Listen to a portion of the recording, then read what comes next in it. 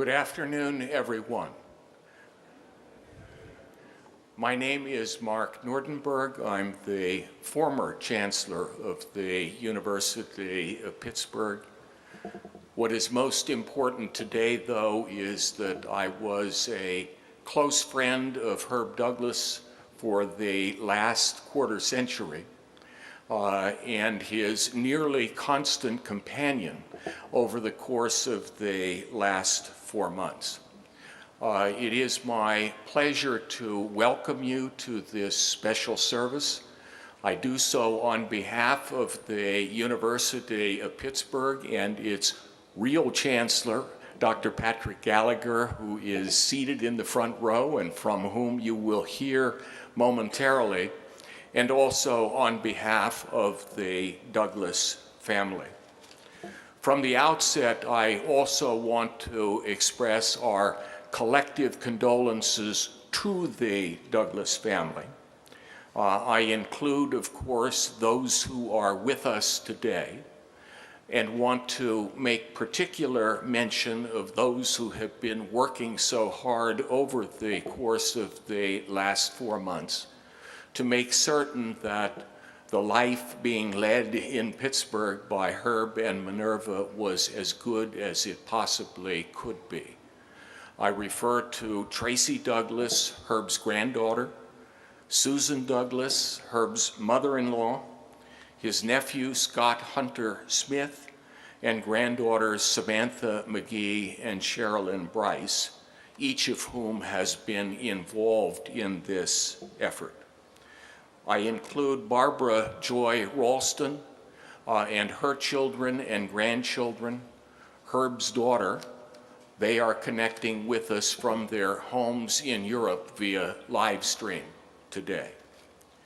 More than anything else, though, I know that we all want to express our sympathies to Herb's wonderful wife, Minerva Douglas, who is just a short physical distance from us, but physically unable to be with us.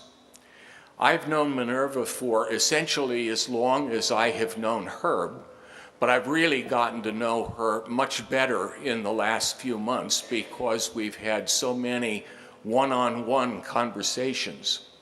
At their end, I would invariably go back to Herb's room and comment on one of her many positive qualities. Herb always agreed with anything positive I had to say about his wife and always would add that she was about as nice as any person possibly could be. As most of you know, Minerva celebrated her own 100th birthday last month. And because she and Herb have been traveling the road of life together for so long, and because they have been helping each other deal with the challenging process of aging, Herb's passing will be a particular loss to her. And we all will need to continue to provide the love and support that she deserves. So if you're thinking with regret someday that you wish you could reach out to Herb, well, reach out to Minerva instead, because that will be a good thing too, and she will appreciate it. I also want to thank everyone who made important contributions to ensuring that Herb's last few months were as good as they possibly could be. That includes, of course, both the leaders and the frontline healthcare providers at UPMC. It includes Chancellor Gallagher and his staff. In fact, I can't say enough about the team that was pulled together by his chief of staff and with whom I have been working every day over the course of the last 10 days, which included graduation week. Heather Like, our athletic director, essentially converted Herb's otherwise somewhat drab room into a shrine to the Olympic movement and Pitt athletics. It almost became a tourist attraction. In fact, Herb, on more than one occasion, said to me, the doctor came in, but he seemed to be more interested in my stuff than he was in me. It includes many, many other members of the athletic department staff. I saw Coach Narduzzi come in a little while ago. I have had a chance to talk to Coach Alonzo Webb from our track team. And it's great to see so many members of the track team here today. That team, by the way, competed wearing Herbert P. Douglas patches, much like the lapel pins that we're passing out today at the Penn Relays last weekend. Thanks also need to go to Team Herb and Minerva, a group that got together almost as soon as we spotted that there was a problem. It includes the family members I mentioned before. It also included Charlie Jenkins, Linda Wharton Boyd, Vaughn Claggett, and me. And I can't leave out the people at the Park Plaza condominiums because when an emergency unfolded, a couple of people in particular were there to step in and provide the help that we needed urgently until we could kind of size up the situation and deal with it. Roger Bogle is here today, and Marcia Aberdeen was also instrumental in that process.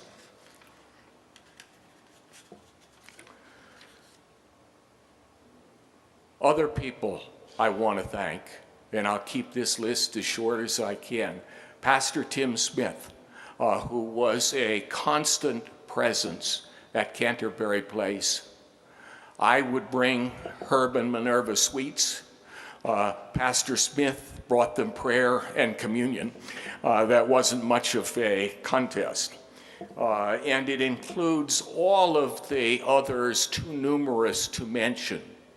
Those locally who made regular trips to see Herb, those from out of town who made special journeys into Pittsburgh to spend time with him.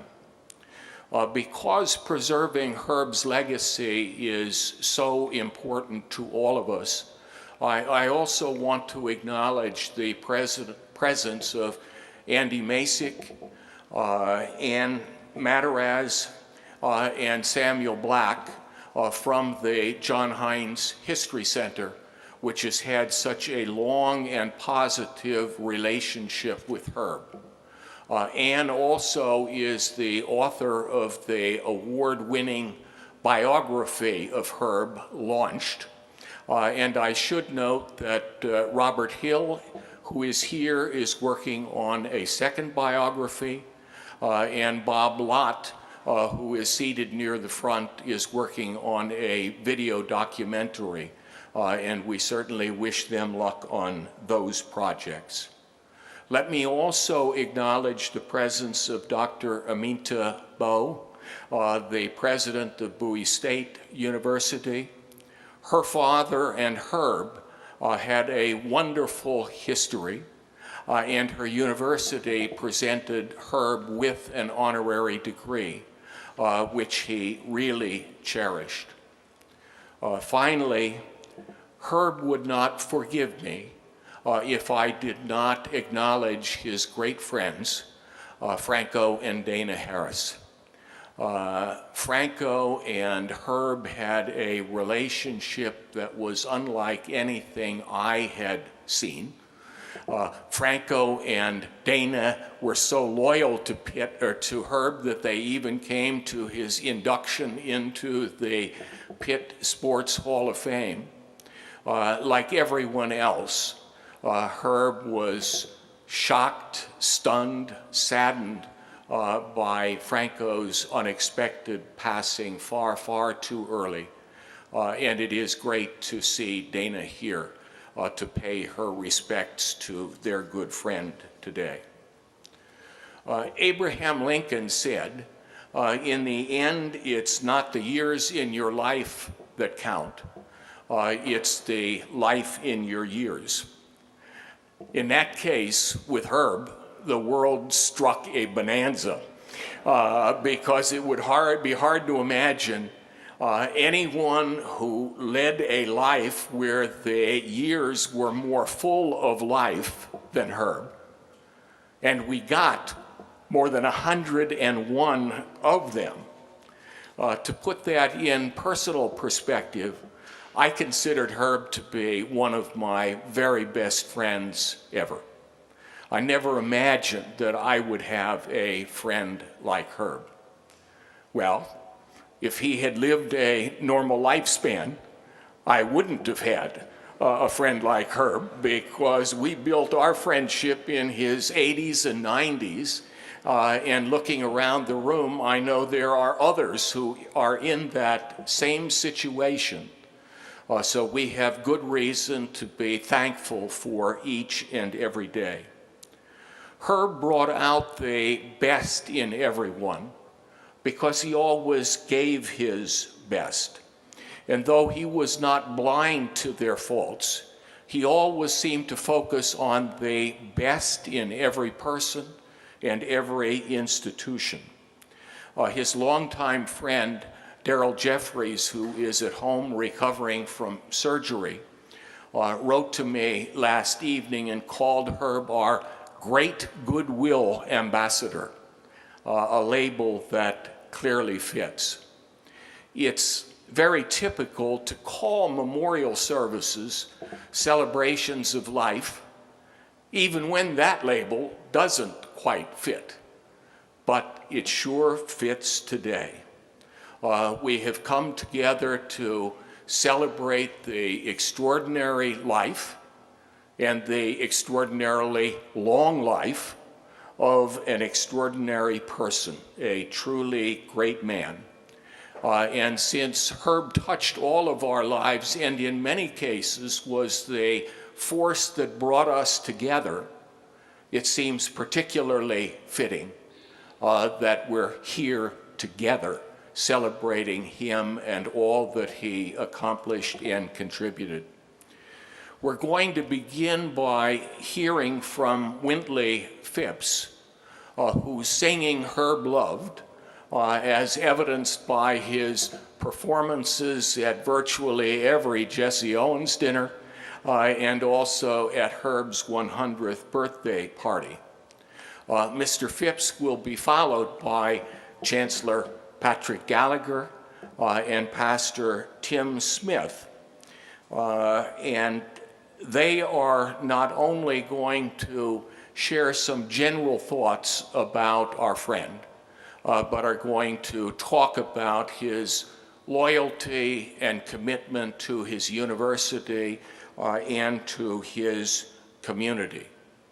I'm sure Tim will say something about this, but he officiated at a small funeral service this morning, and he is one of the driving forces in the restoration of the past strength and glory of Hazelwood, which of course was the neighborhood in which Herb grew up and to which he remained so loyal. If you've looked at the program, you see that we have an all-star cast of speakers. I've tried to organize them in groups in a way that will provide some coherence to the program. But aside from Chancellor Gallagher and Pastor Smith, I'll get up and say a few words before each group speaks. And I think you're going to, well, enjoy and find the program to be thought-provoking. Mr. Phipps. Wintley, I've been looking for you back here all the time, and you were hiding out right in front of me. Welcome to the University of Pittsburgh.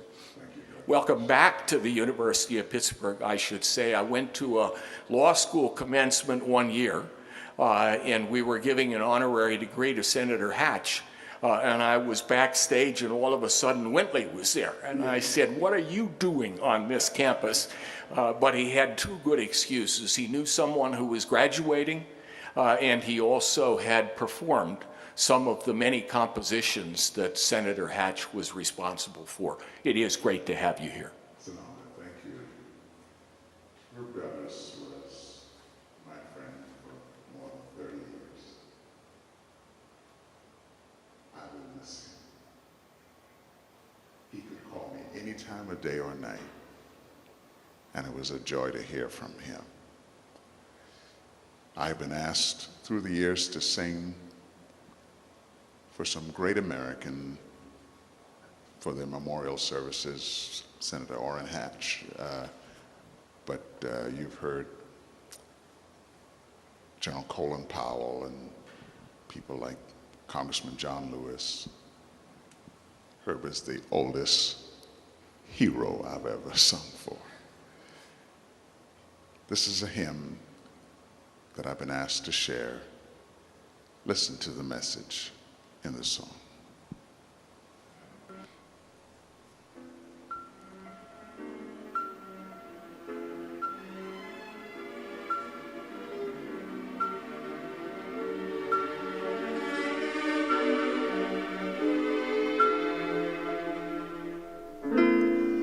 Why should I feel discouraged?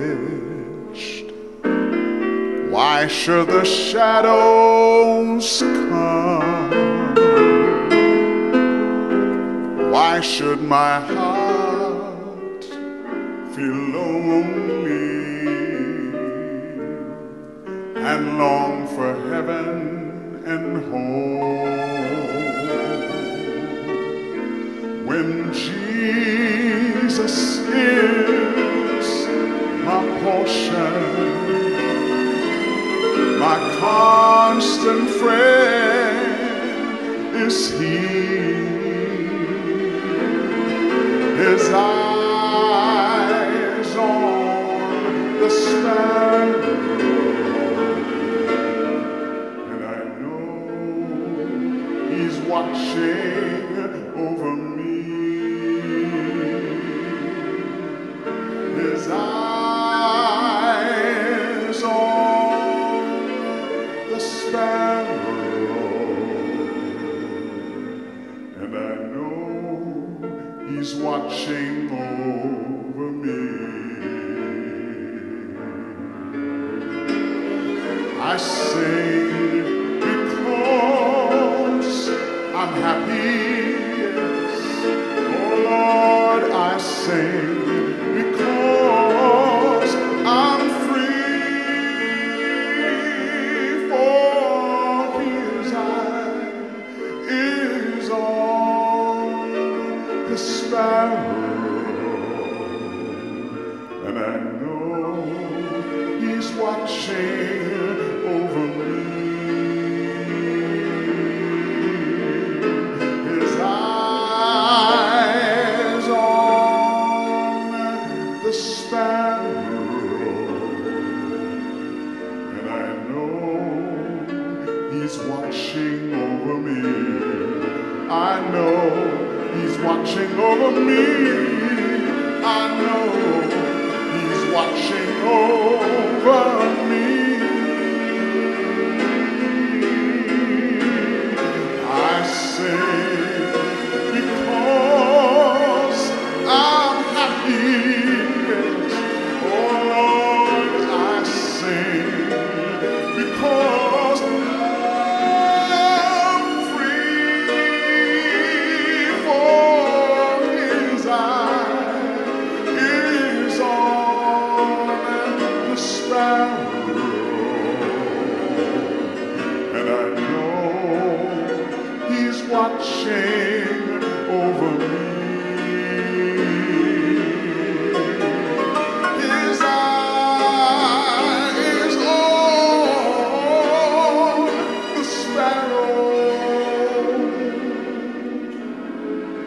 and I know He's watching over me.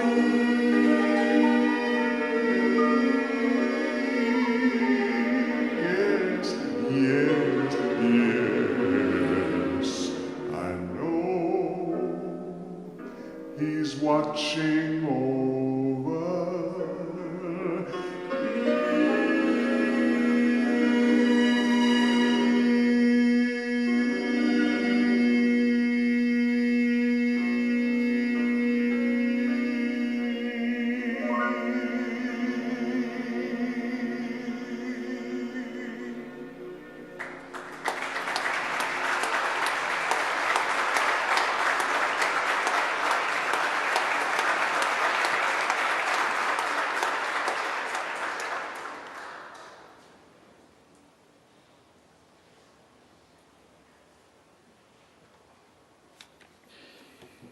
Wentley, thank you so much for that.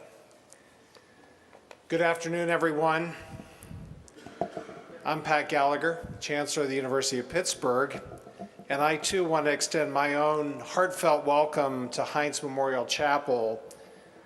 You know, of all the meaningful places on campus, Heinz Chapel is a special sort of touchstone. As one of the most iconic buildings on campus, it's firmly anchored here alongside the Cathedral of Learning, but it reaches dramatically for the heavens.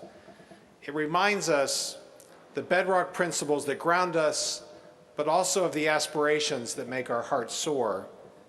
And I think this makes it an ideal place for us to gather today as a community, as a family, to celebrate the remarkable life of a great and inspiring man, a dear friend, a confidant, a mentor, and really one of the most extraordinary graduates this institution has ever produced.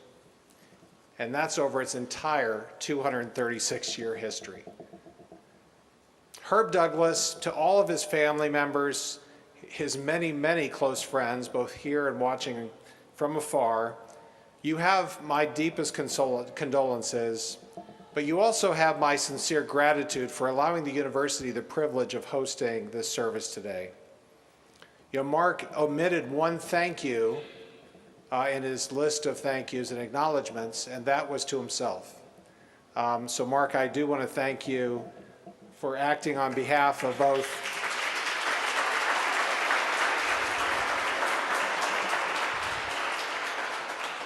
acting on behalf of both the Douglas family, but also the University of Pittsburgh.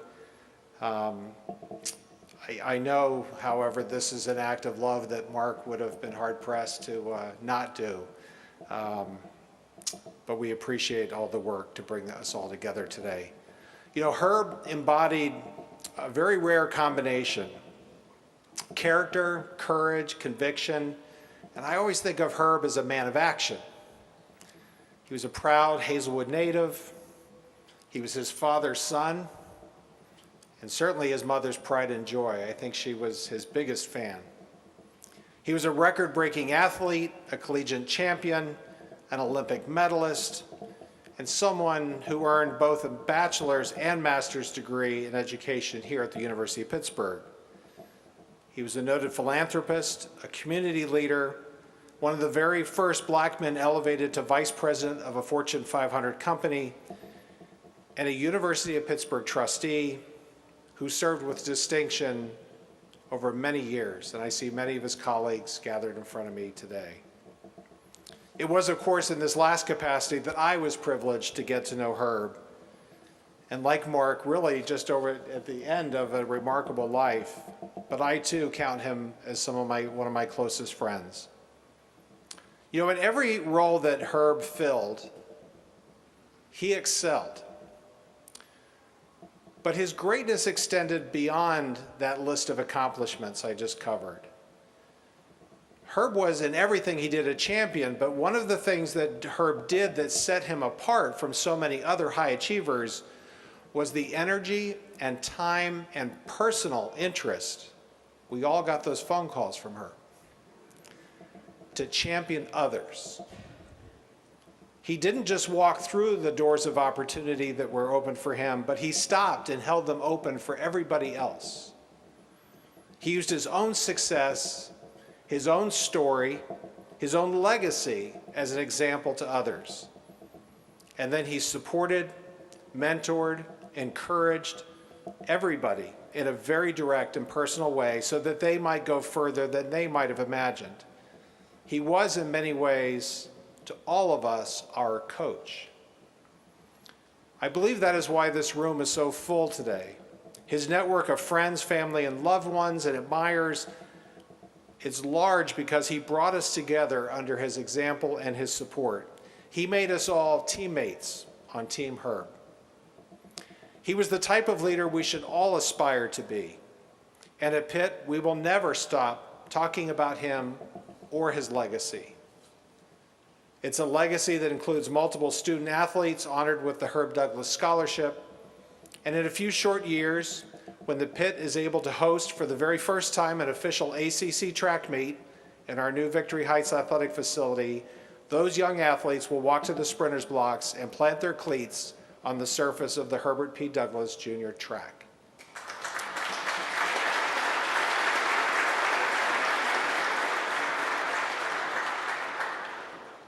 I can think of no more appropriate name to honor one of the greatest individuals ever associated with this university. As I told Herb at his 100th birthday celebration, there is simply no better way to honor him than to emulate him, to run the race to the absolute best of our abilities, to hand the baton cleanly to those who follow, and to celebrate them as they achieve great things. Thank you.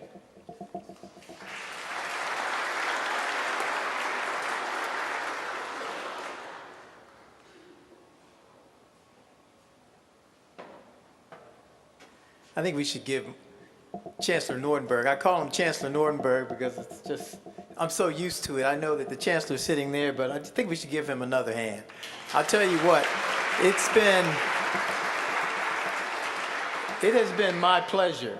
It has been my pleasure to team up with Mark Nordenberg as we care for Mr. Douglas, and watching the friendship that they have, I was just amazed at how two men can love one another as intimately, and it was so special, the relationship that they had. And I want to thank Mark for everything that he has done. Nothing is as contagious as an example, and you have been that example, and I thank you for that. Glad to be able to be here to stand on behalf of the Hazelwood community. Some of you know that Herb grew up in Hazelwood, and he grew up right across the street from where our church is, the Keystone Church of Hazelwood, and also our nonprofit Center of Life. And I'll never forget the day that I really started having conversations with Mr. Douglas. Now I had met him, but we weren't really talking a lot. And I would see him drive up and he'd unpack his stuff. He'd go up and go in the house and come and go, and we'd see each other. But one particular day when I was standing out in front of the church, I don't know if I was mowing the lawn or something, and I saw Mr. Douglas pull up in his car, and he got out and he went to the trunk of the car and he pulled out 2 duffel bags, and he shut the trunk, and then he stood on the sidewalk for a minute, and I thought, maybe I should go and help him because he looks a little old, you know? So I said, let me go over and help him. And he was standing in front of the wall. So if you've ever seen his house, you know that there's some steps in the middle and there are 2 walls on each side. And as I was approaching the side to go across the street from the sidewalk, he jumped up on the wall and ran up the grass and took his stuff in the house. And I was thinking, okay, well, maybe he's younger than I thought. And I went across the street to see if he had anything else he needed to carry. He said, no, everything is taken care of. And then that's when I found out that he was going to turn 80. I was shocked. I was shocked. I went and got my membership to LA Fitness right away. But Mr. Douglas, you'll hear me call him Mr. Douglas because that's just how that's how I'm wired. But Mr. Douglas was such a blessing to me, but also to the community of Hazelwood. So many of our students in Hazelwood received scholarships or partial scholarships because of Herb Douglas, because he paved the way, he made a way. No matter what university they wanted to go to, he wanted me or somebody within the community to let them know which kids are graduating this year so he could help them get into the school that they wanted to get into. He also was one of our hometown heroes. Mr. Douglas came in, we had a big community day for him where we gave him a award and a plaque that just said, you know, thank you, Mr. Douglas, and we called him our Hazelwood hometown hero, and he came in all the way from Philadelphia for that. We made connections with universities, with corporations, with other organizations, because he was one of those people who, as blessed as he was, as he benefited, all of the benefits that he received, he had a way of paying that forward. He had a way of taking it and using it to be a blessing to somebody else. And, you know, I am thankful that I've had an opportunity to be in his shadow and to be touched by Herb Douglas Jr. He's an amazing man. And so thank you for this opportunity to speak.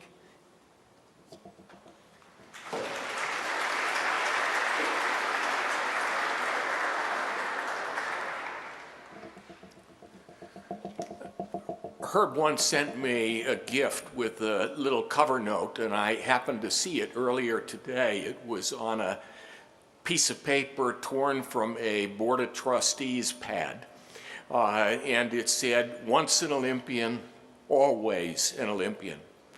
But Herb did not just repeat that motto, he lived it. The connections that he maintained within the Olympic movement were amazing, and so was the time that he would take to share his advice and guidance with those who were interested in receiving it. In the talks that we had after he returned to Pittsburgh, he often would explain to me the rubber bands that he had wrapped around one of his wrists. Each rubber band stood for someone who was important in his life. And two of those rubber bands represented Roger Kingdom and Edwin Moses. Herb proudly claimed Roger and Edwin as his surrogate sons. And that was not a term that he used lightly. It was a term that reflected the relationships that existed and the extraordinary respect he had for them, not only as athletes, but also as people. We will next hear from Roger Kingdom and Edwin Moses.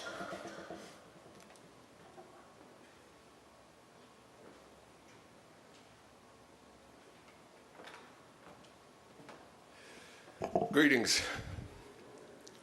I first off like to start by giving my sincere condolences to the family.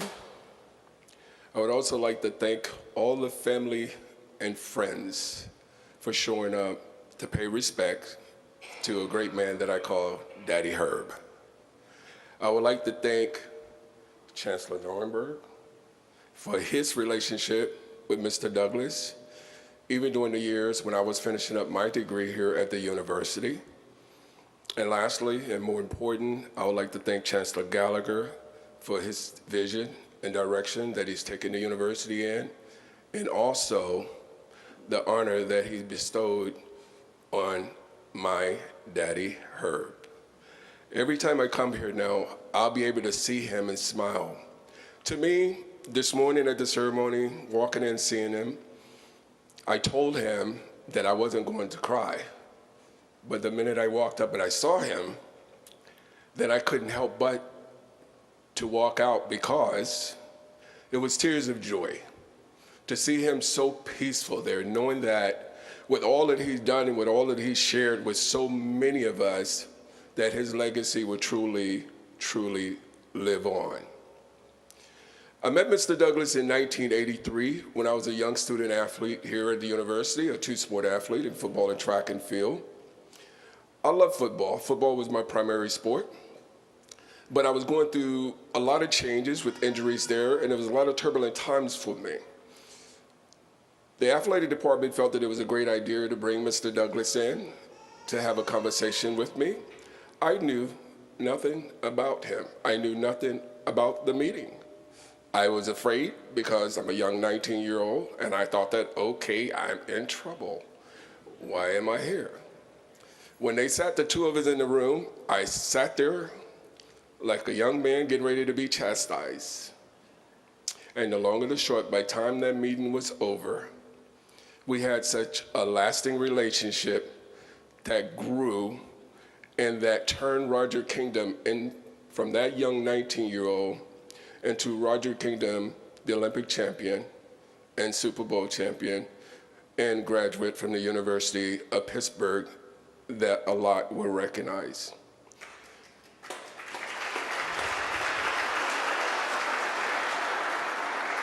Even had said that with Mr. Douglas, everybody that know him know that he would not accept no for an answer. With Mr. Douglas, after getting my degree, he said, oh, you got to get your MBA from Pitt. I said, well, Mr. Douglas, I'm coaching right now, and that'll be challenging driving here to get it. He did not want to hear that. So what I did was, right where I was working at California University of Pennsylvania, I got my master's degree. And when I got my master's degree there, I told him, hey, Mr. D, I got my master's degree. Yeah, that's great, man, I'm happy, you're moving up, but you still gotta go to Pitt and get your MBA. Wow, I'm looking at now, by that time, I'm mid to late 40s in doing this, and I was like, okay, MBA. Believe it or not, he truly had me thinking at that point in my life, go back and get your MBA. Even though I knew I loved coaching and that's what I wanted to do, he had me at that point ready to go get my MBA. And once again, for all of us that know him, that is the type of individual he was. He had that candy way of inspiring you to get things done. I used to joke with him sometimes. I said, Mr. D, that's what I called him before Daddy Herb. Mr. D, you know, you should have been a politician, okay? And the reason you should have been a politician is because, first of all, when you speak to people, people listen. Second of all, you're the only person that I know that bipartisanly can get things done. Here it is, if you could bring Pitt and Penn State with Franco together, oh my God, you could do anything. And you can make it happen, okay? So in saying all of that and knowing all of that about Mr. Douglas, I shed tears of joy because I was happy that the Lord had brought someone like that in my life during a time where I was soul searching and I was trying to grow as a young man.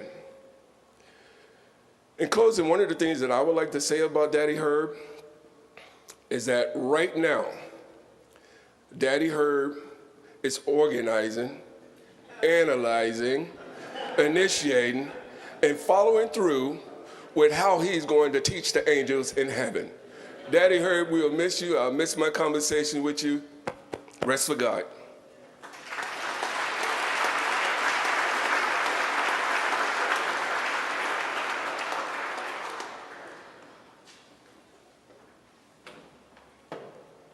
Thank you, Roger. Good afternoon, everyone. I, like Roger, was one of Herb's sons, and I first met him in 1976 at the Penn Relays before I won any Olympic gold medals or anything. And Dr. Leroy T. Walker introduced me to him because Dr. Walker was going to be the coach of the 76 team. And the word at Penn Relays was, there's this kid from Morehouse. He's only run about 5 races. He's running under 49. He's probably going to win the Olympic medal. So Herb took me up under his wing immediately. And by the time we got to Montreal, I qualified for the team. He was a major part of my entourage, if I could put it that way. But the first, Herb always tasked people, as Roger said, and I was the one that got the MBA because of Herb. Herb's advice. He stayed on me and on me and on me. But at the games in Montreal, I had a situation with the Atlanta press because I wasn't getting fair coverage because of the discrimination that was in effect with the HBCUs and how the coverage was for athletes at University of Georgia versus Morehouse. And I got very little coverage. So we get to the Olympic Games, and the editor of the magazine, a newspaper, wants to interview me, and I was, oh no, you waited all this long, it's been 4 months, and now you want to talk to me 5 days before the Olympic Games? So I refused. So the Olympic Committee intervened. They didn't do a good job, so they called in Herb. And Herb and I had a meeting, and I explained to him my point of view, and he knew that I was angry, and rightfully so. But Herb endeavored to find a way for me to save face, and he chewed out the people from the newspaper. And I know they have a file on me. I talked to a reporter 20, 30 years later. He said, they have a file on you, Edwin, about all this stuff that went on and what kind of hell you raised and how you made a change and how they covered HBCU. So Herb was a taskmaster. I was the one that went to MBA school, but he wanted me to be a doctor because I was a physics major, and he always thought I would be a doctor. And I wanted to be, but I finished up in physics. So Herb was on me from 1977 through 1988 when he forced me into MBA school at Pepperdine. But I actually went back to UC Irvine and took biology, genetics, organic chemistry to attempt to get back into med school. This was 82, so the Olympics coming up in 84. I knew I wouldn't have enough time, and I knew that Herb had me tasked to win another gold medal after missing out in Montreal. Another task that he gave to me was to look out for Roger, personally, and we did that. When Roger came on the scene, he had a big brother to talk to. I explained to him the ropes, you know, how to make the meat promoters pay you, about your shoe contracts and all that. I took Roger up under my wing, which is what Herb tasked me to do. And he was a great guy. As Roger said earlier, he looked very peaceful. I didn't feel sad in looking at him because I knew he was at rest and he was at peace.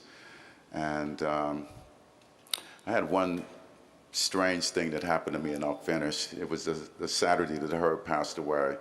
I'm in Atlanta, was doing a film shoot for a documentary. We had just filmed Samuel Jackson, and I'm riding back home on North Side Drive, which is 2 lanes each way. The traffic's going 45 to 70 miles an hour up and down hills, and there was homeless guys standing in the middle of the street, like right on the line, walking, and cars were just going past, and they weren't stopping. They weren't stopping at all. And I pulled up, and I was in the left lane. I said, dude, you got to get out of the street. Traffic stopped. I forced the traffic to stop. He said, I can't get out of the street. There's glass on the sidewalk. I don't have my shoes. So I pulled over. I said, stand over there. I pulled over, and I felt like something was telling me to do something good for this guy. Little did I know that Herb was, you know, was breathing his last breath, and he was getting ready to transition. So I pulled over. Cars are honking. And I said, I've got to do this for the guy. I got out the car, took off my shoes, and gave them to the man. And when I got back in the car, I immediately started thinking about her because I knew he wasn't in good condition. So I felt like he was telling me, you know, do this for this man right now, which I did. And I had a bunch of errands and everything to do. I had some nice black Vans that matched everything I had on. Took them right off my street, and people were, you know, not happy about it, but I had to go home because I didn't have any shoes anymore. But I did what I thought was right. And Herb Douglas is the kind of guy who he wanted integrity, loyalty, trust, and he would stick with you forever. So I'm just pleased that I had the chance to meet him when I was 20 years old and have him travel through my life, through the death of my father, the death of my mother, all kinds of family situations, the birth of my son who loves her, and he just added a lot to my life, and they don't make them like that anymore. And I just told Chancellor Gallagher a couple of minutes ago that when everyone was talking about be like Mike about 15 years ago, I said, I don't want to be like Mike, I want to be like Herb. I want to be like Herb, and God bless him and the family. He's an outstanding man, and I won't meet anybody else like that in my life. And I know I'll just continue to try to do the good things, fight the good fight. And as Roger said, he had a knack of bringing people together, you know, from every layer of life. And all I can do is try to be the best man I can be because of Herb. Thank you.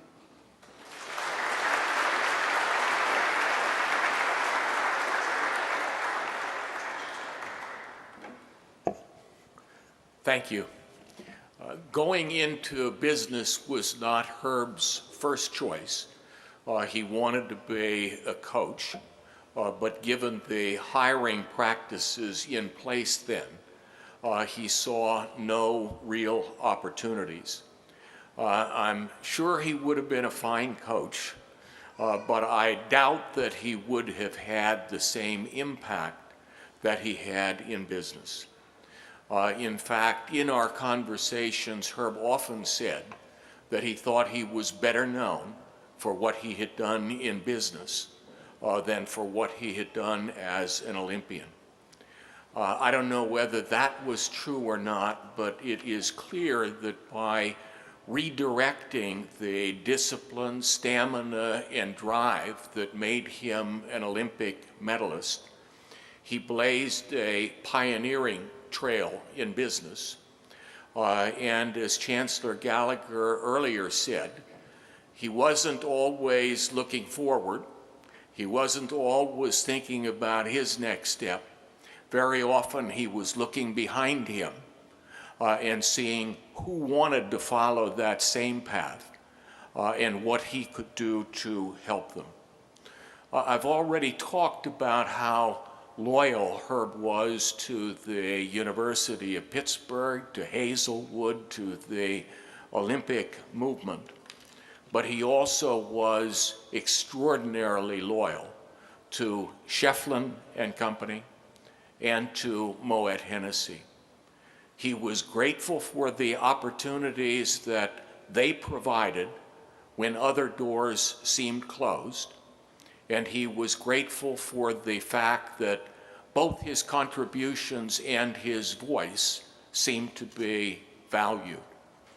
Our next three speakers have somewhat different perspectives on Herb as the trailblazing business leader, but one thing they have in common is they all loved Herb Douglas. Tim?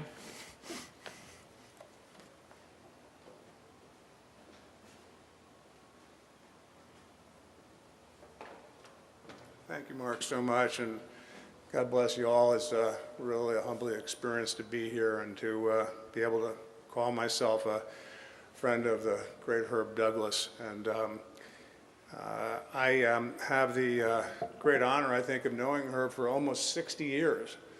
All right, I look young. I'm a little older than I look. But back in 1963, when I was in elementary school, my dad, William J. Shefflin, and Morty Reefer, who was the head of marketing at Shefflin, had the foresight to hire Herb. The motto of the company since 1794 was quality, integrity, service.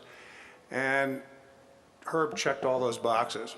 I obviously had nothing to do with it, but I had the benefit of meeting Herb. It was clear to me that Dad and Morty Reefer and many others were big fans of Herb early on, and we can all understand why.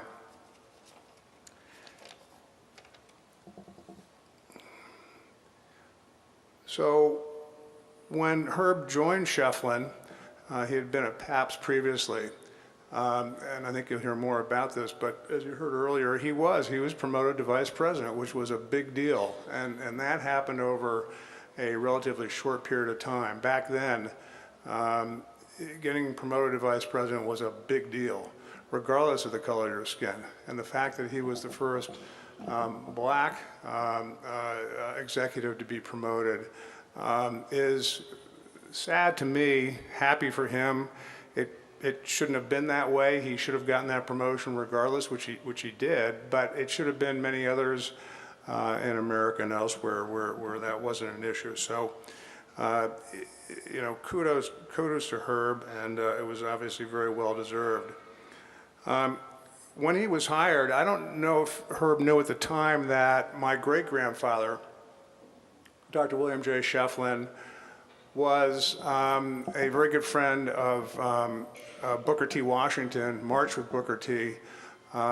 My great-grandfather was very concerned about the injustice to the African Americans. He was concerned about discrimination in education and elsewhere, and just generally the injustice. So they teamed up and carried the flag, knocked down doors, didn't let anything stand in their way.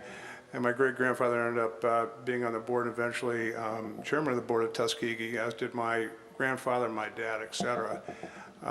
So I don't think Herb knew that when he joined. And he joined, and it just ended up being something really neat. And so Dad always had an open door policy for Herb. Herb could walk into his office anytime. And I think that speaks volumes about their relationship.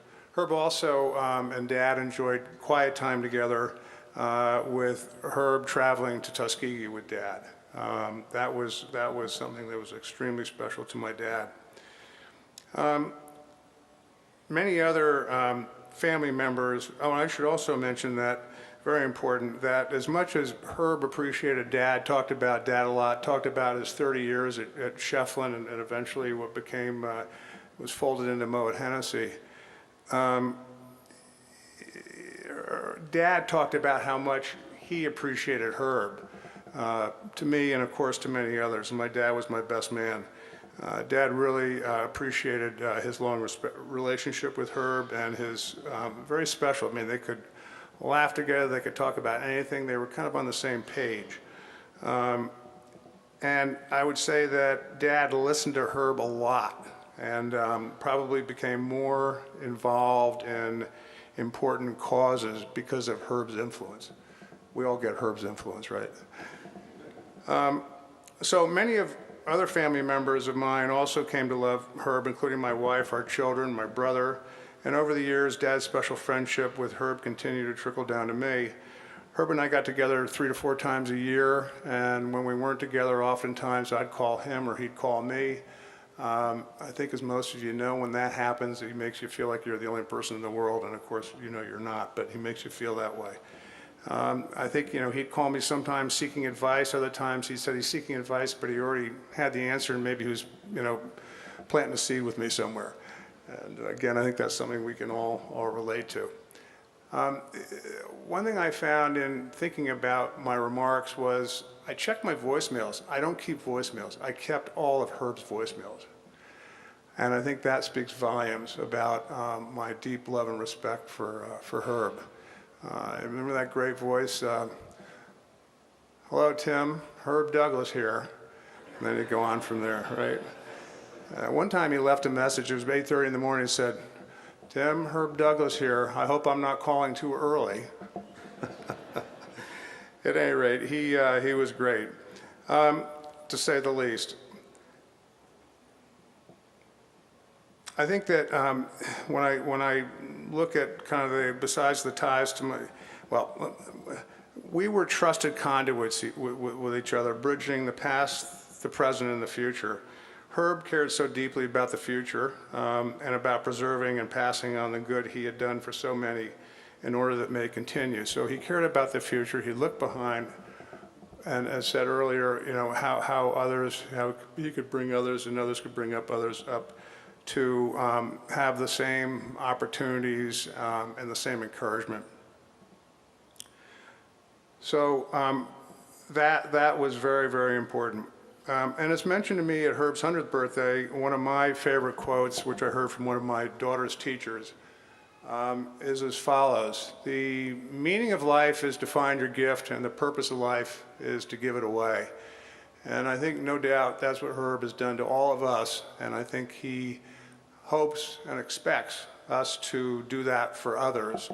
And I loved your great example, Edwin, of what you did on the spot that particular day. I had another situation that same day, and when you started speaking, it triggered in my mind something that I did sort of out of the ordinary that I won't go into detail, but it's really cool. So we all have the gift from Herb, and we look forward, Herb, to carrying that gift on in the love for you and the gratitude for you.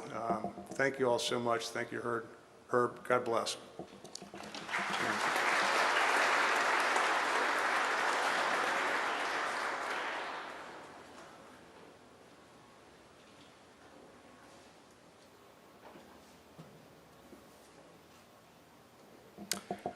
Herb was a member of the greatest generation, and it got that moniker because they lived through the Great Depression and World War II.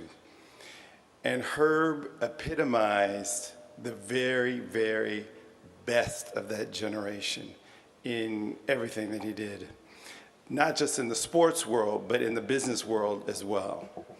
And that's where I encountered him. So much can be said about Herb as a business person, but as Roger very aptly pointed out, it has to begin and end with analyze, organize, initiate, and follow through.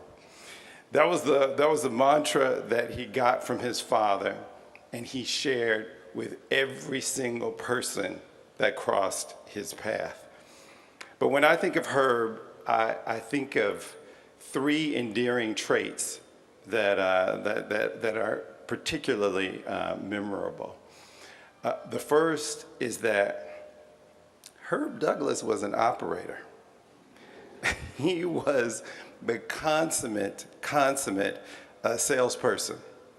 At one point, Herb and filmmaker Bob Lott had concocted an idea to create a documentary about black amateur athletes in the U.S. beginning in the 1930s. And they wanted the U.S. Olympic Committee to support it. And as many of us have done, we got the task from Herb. I got the phone call, and off I went to meet with Lisa Baird, the CMO at the time. And she basically said to me, you know, Herb doesn't know this, but anytime he asks us for something, we do it. And I just gave her a blank look. She sat for a second, and she said, maybe he does know. I think he does. Consummate operator. The second thing that I would say about Herb was that he was a conqueror. Behind that sort of aw shucks demeanor, he had a very competitive spirit and was not daunted by challenge. And it fit well with working on the Hennessy business as he did, because the core value of Hennessy is the spirit of conquest. This idea that they take the French savoir-faire around the world and marry it up with local culture to conquest the hearts of consumers. And Herb epitomized that spirit. That film did get made, but in true Herb Douglas form, it premiered at the Lincoln Center in New York City, followed by an esteemed panel of Olympic medalists, many of whom are here today, because that's the way Herb did the impossible, to the nth degree. And I would say the third trait was that Herb very much was a man of grace. You know, back in 1936, when Jesse Owens won the 4 gold medals, and it was hailed in the media as a big triumph over Hitler, he was not invited to the White House afterwards, as had been customary. And over the years, Jesse Owens and Herb Douglas became mentor, mentee, and became great friends. And with Jesse's passing, Herb created the Jesse Owens Awards with Jesse's widow, Ruth, as a mark of excellence and the excellence that Jesse stood for. These awards were given to great athletes, including Dr. Edwin Moses, Greg Louganis, Carl Lewis, as well as terrific humanitarians and leaders of the sports world, such as Kofi Annan, President George H.W. Bush, and Nelson Mandela. It was no small feat to pull off those awards each year, because you had to wrangle the awardees to actually get them to show up. You had to figure out a venue and budgets and travel and assuage egos. Having been a chair for a couple of years, I know how difficult it was, and to do your day job at the same time. But he did it year in and year out, because he had the spirit of a conqueror. I can tell you too that I did get several phone calls from Herb over the years about the business and how the business was going. And I realized, it took me a couple calls, and I realized Herb wanted a full report. And pretty much no matter what I said, hey, we've got record sales this last quarter, Herb would say, well, what percent were you up? 8%. Is that all? But inevitably, the discussions always ended on a high note. You guys will figure it out, young man. You're on the right track. Keep doing what you're doing. Herb Douglas was an operator. He was a conqueror, and he was very much a man of grace. And the racism that he faced as a young child, when he had to get off the basketball team because the other players wouldn't actually pass the ball to him, and certainly as an adult, when he was consigned to just selling to African American communities because he wasn't allowed to ply his trade otherwise, he used those injustices to fuel a passion of excellence, both in his own work and in all of those who encountered him. So we will cherish his memory, his example, and the challenges that he put in front of us. God bless the legacy of Herb Douglas.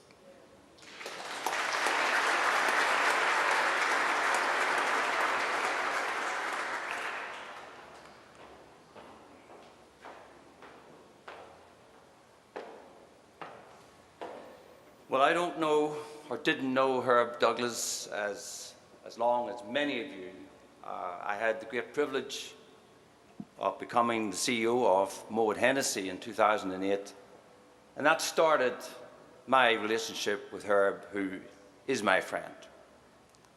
I don't have a speech. I've got two little stories to tell you, and I think Noel Hankin in the audience here will know a little bit about this. Rodney certainly does. Because Herb would come into the office, not quite like he owned it, but everybody else thought he owned it. And Rodney says, you better come out and meet this man. I said, well, who is it? He's at reception. He says, you got to meet him. Herb Douglas. And you've got something in common. You both used to do a little boxing. So I go out to meet the great Herb Douglas at reception, and he says, you did a little boxing? I said, well, I had 33 amateur fights and I won 32. These 4 or 5 punches came at my nose at lightning speed. I felt one of them touch the hair on my nose. I went, who is this guy? And that started something really special from that day on, which included invitations to all his birthdays, and thank God I was able to make some of them, especially that 100th. Boy, he wanted that, and everybody here today wanted that, and thank goodness we got it. But he sent me an invitation to his 97th, and I couldn't go, and that's what this little story is about. And he said, could you make me a video if you can't go? I said, okay, I'll make you a video, don't worry. You're not gonna have to put up with that today. But there was a little message in my video about my friend, and I wanted to say why he was my friend. And it goes a little bit like this. It's not just because you went to London in 1948 to represent your country in the Olympic Games. Not just because you won a bronze medal and came back and everybody was so proud of you. It's not just because in 1960 you joined Chancellor and Somerset. It's not just because you rose through the ranks and became the first ever black vice president of Sheffield and Somerset. No, much more than that, Herb. It's not just because you started the Jesse Owens Foundation and all those great galas that Rodney just talked about, and I was privileged to be present at, including the one that Edmund Moses, my hero, was honored at. No, it's much more than that. What about all the amazing outreach you made, bringing in the NCAAP into the company? Bringing in the great Thurgood Foundation, Thurgood Marshall Foundation for students. And there's a little story to that that needs developed. Because bringing that in, Rodney and I had the privilege of trying to make that bigger and better in honor of her.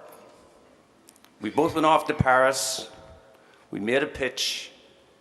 We asked Moet Hennessy, would they make the largest donation in the company's history to the Thurgood Marshall Student Fund. And Herb, it would never have happened without you. But you know what we came back with, Herb? A 10-year deal for $14 million, Herb. That's what you got, the largest ever. And that's all because you brought them in. But it was more than that, Herb. Much more than that. And it's been said earlier, but you always made people feel great. When you'd call me in the evening, 7 o'clock normally, and you'd ask me about something. He said to me one day, Jim, you know, you did a good job there at helping me out with the Jesse Owens Foundation. I've got a great idea. Can you get the Pope to come over for the humanitarian audit? I said, well, I'm a Catholic, but I haven't met him that recently, you know. Well, you can do it. Just you can do it. You know how to do it. So he always had these big ideas. He would call up, how's it going? And he had these great ideas. He made everybody feel good. But it was also because he tried to do something for everybody else. And it's not just because he did all of those things. It's much more. Because Herb Douglas, you're my friend. And I think we're all privileged to have got to know Herb over the years. And I just want to say, you brought a new meaning for life to me. I just couldn't believe how you kept going and you had such energy. You've certainly embellished my life. It's an honor and a privilege. You're an icon. It's an honor and a privilege for me to know you. May you rest in peace, Herb.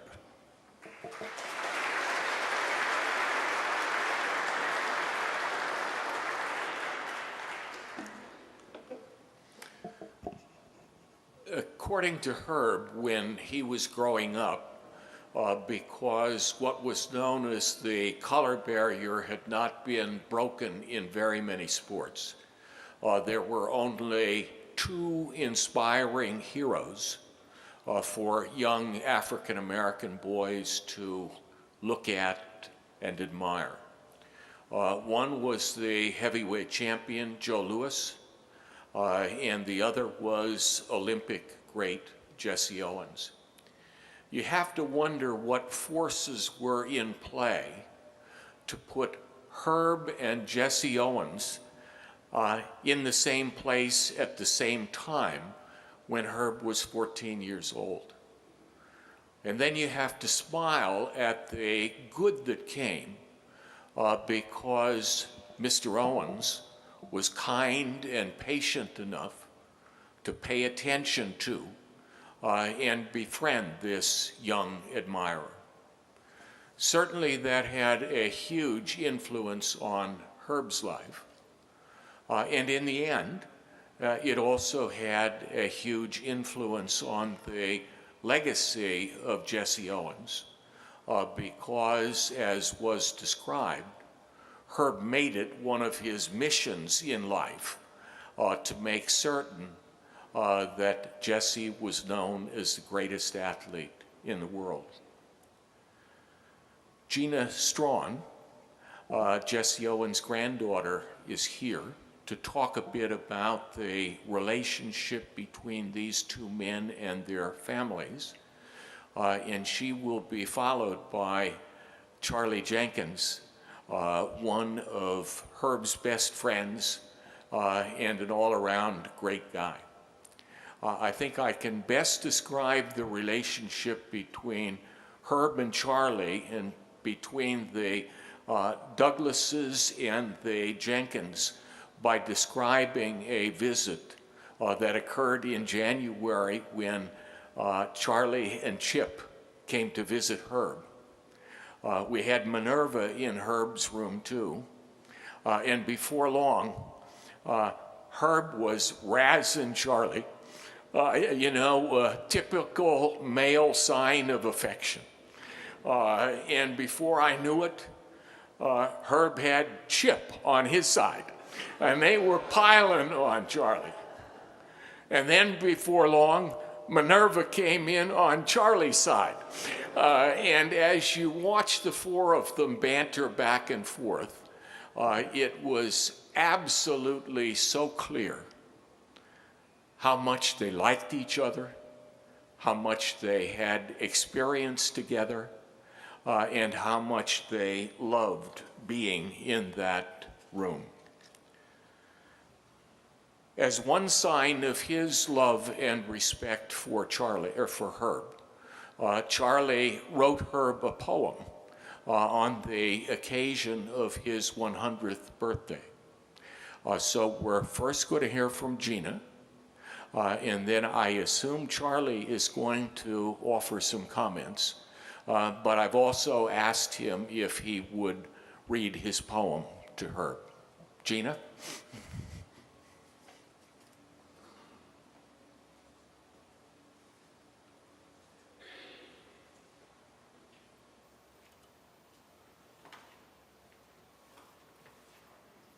Good afternoon.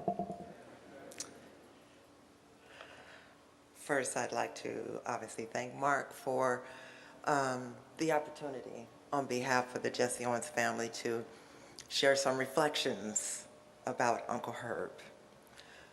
You know, I had to chuckle when Mark called me and asked me to do this, and he said to me that my comments needed to be brief. Because all of us who know Herb, there was rarely a conversation that it was ever brief. Herb would just reel you in. He'd reel you in, and at some point I remember saying to myself, let me just pull up a chair, because I know I'm just going to be here a while. Because he would start with a story, and the story would lead to another story. But you thought, there's nobody who can tell a story like Herb.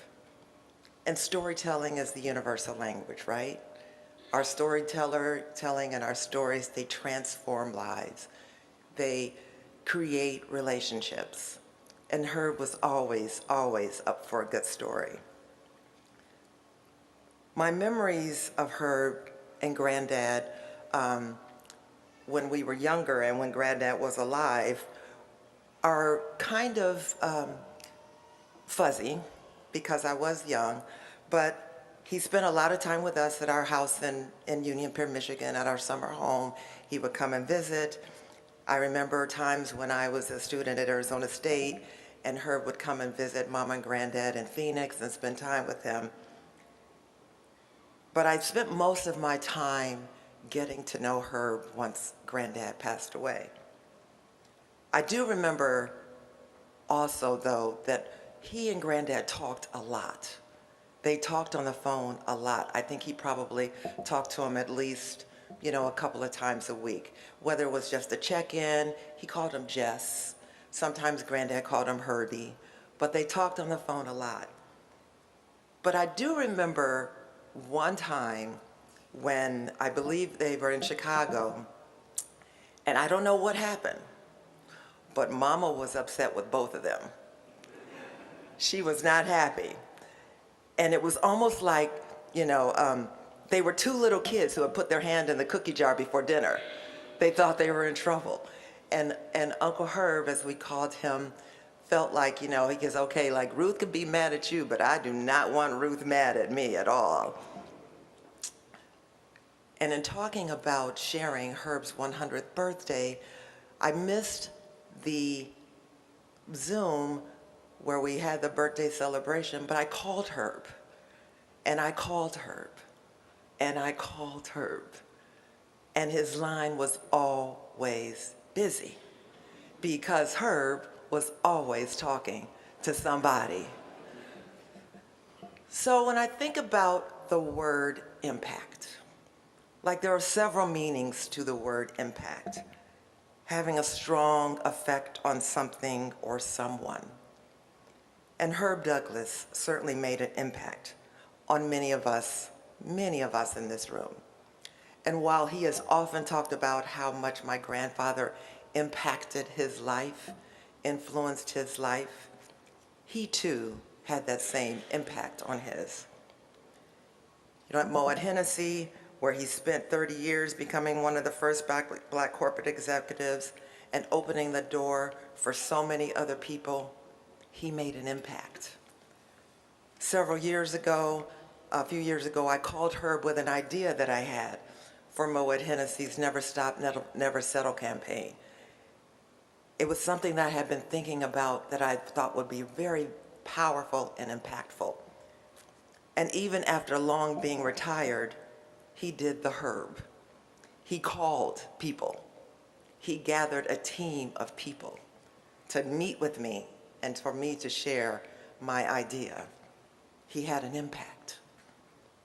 When he and my grandmother co-founded the International Athletic Association, a nonprofit organization to honor the legacy of Granddad and to promote universal values of fairness and integrity, he had an impact.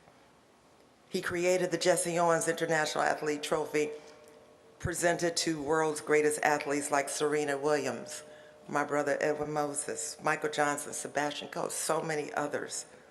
It was there he made an impact.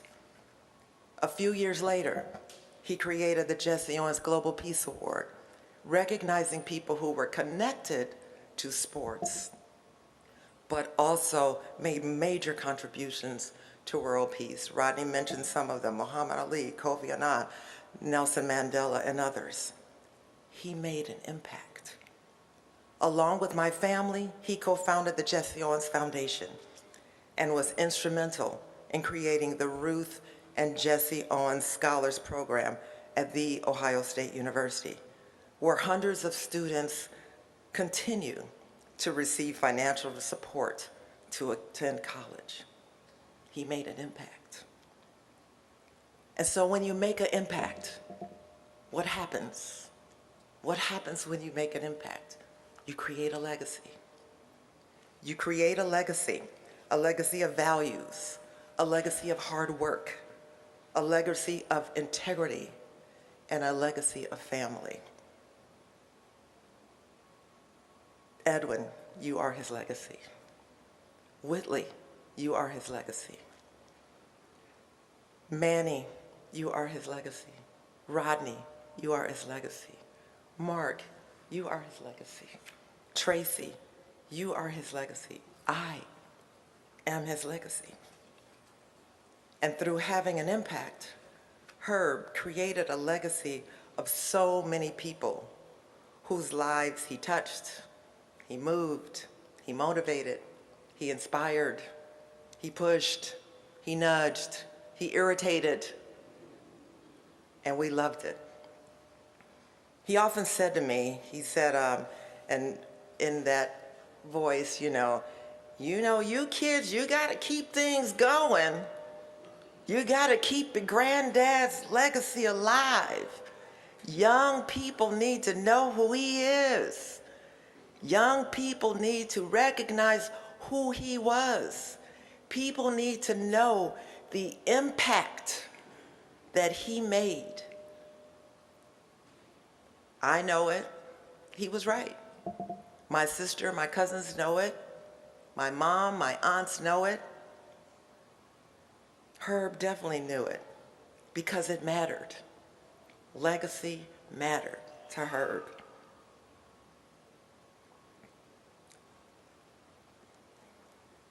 He was a true trailblazer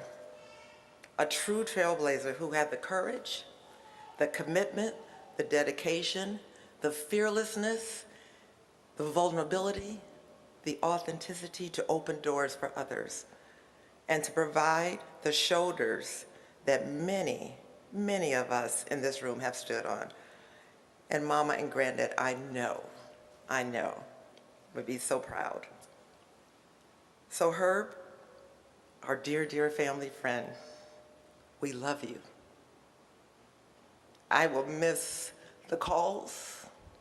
Same thing. Gina, Uncle Herb here. Yes, Herb. 1 hour later. I'll talk to you later, Herb, okay? He was a dear, dear friend of our family. 101 years were well spent. But guess what? His life continues to live through the people that he impacted and that the legacy that he created. Thank you so much. Good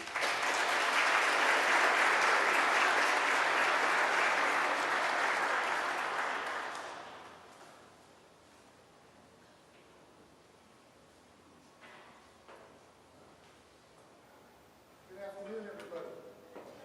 We're all here again, all because of Herb.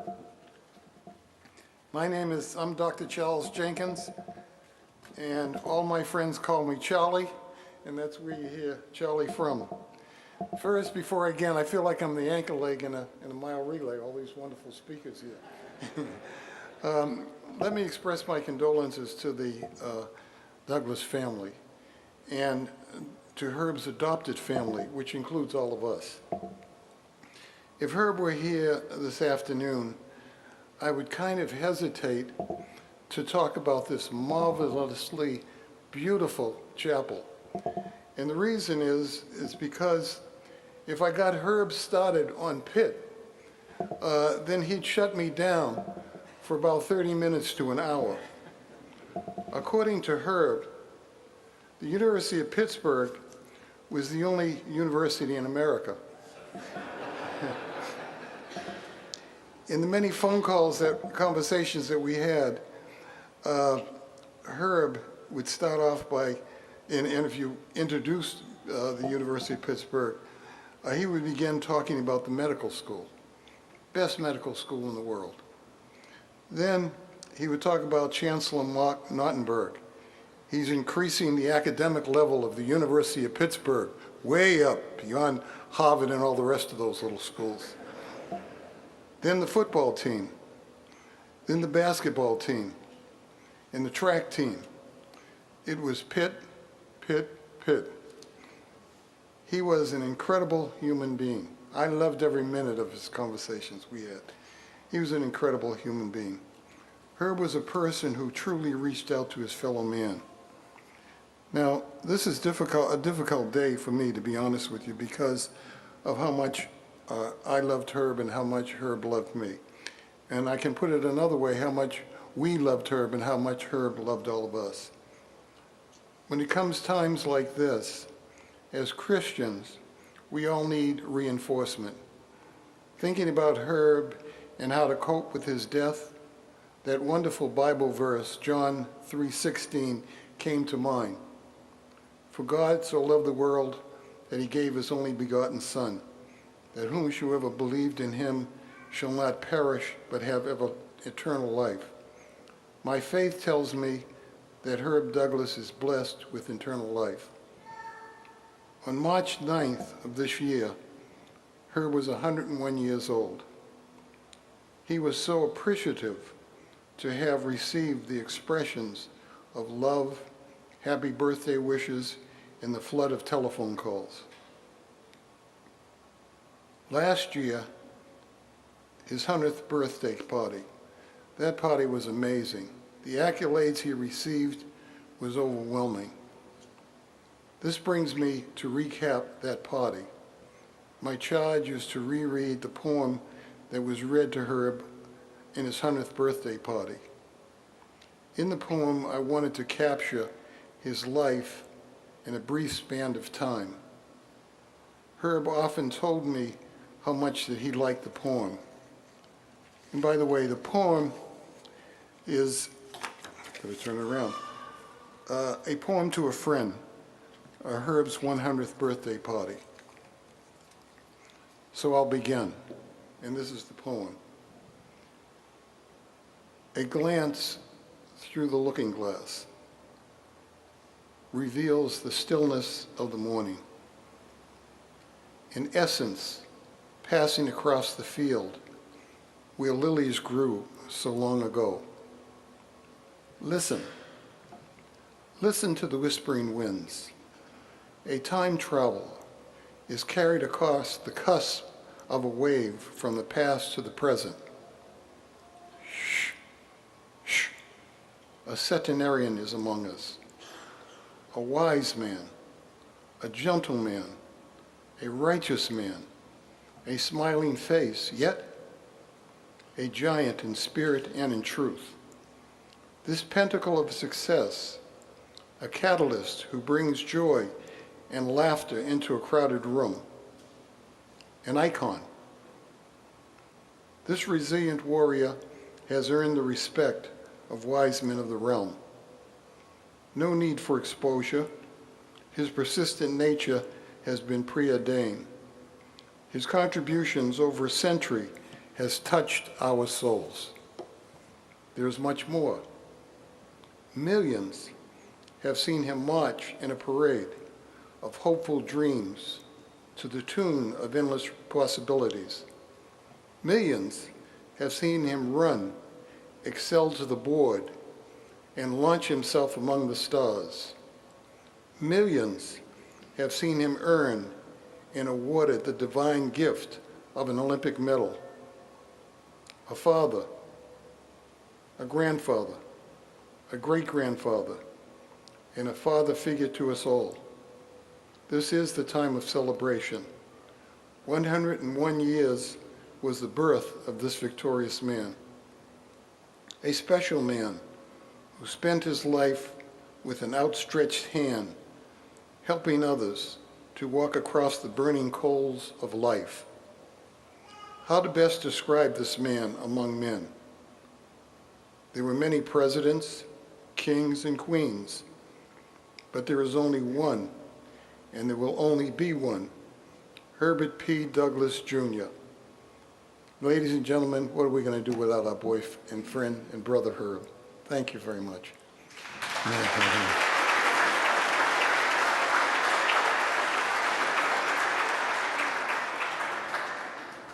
Thank you, Charlie. I realized that when I made reference to Chip, I failed to note that he too is an Olympic gold medalist. In fact, he and Charlie are the only father and son ever who have won gold medals in the same event. And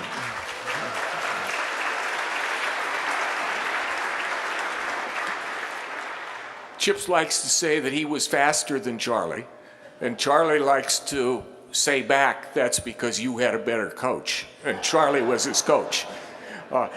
Rodney made a great suggestion when he walked up to the podium. Maybe we could have all of the Olympians here today stand for a moment.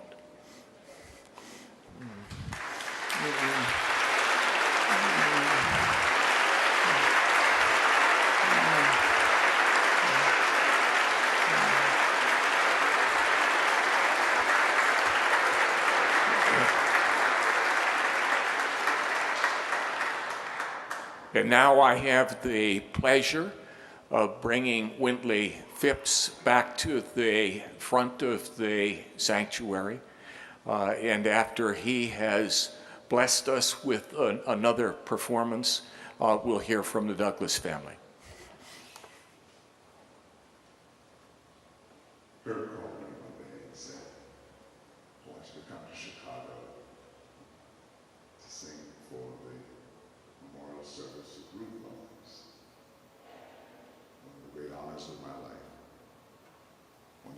always said, how can I help you with your charity? For 25 years, we have tutored and mentored children of incarcerated parents across the United States. I said, well, I know how you can help me. Let me honor you and Edwin. And they came, and that year we raised almost $1 million at our dinner. I will never, ever forget the love he poured into my life. I sing this song in tribute to my friend. Listen to the message in the song.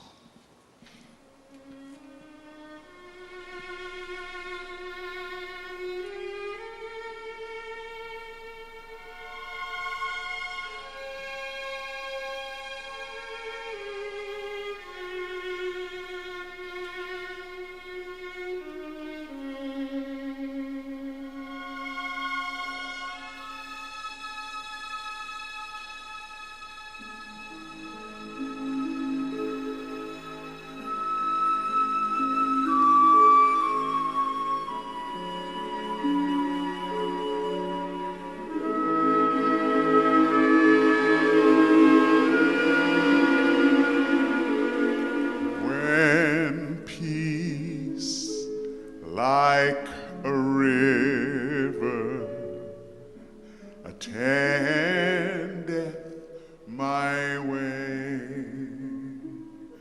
when sorrows like sea billows roll,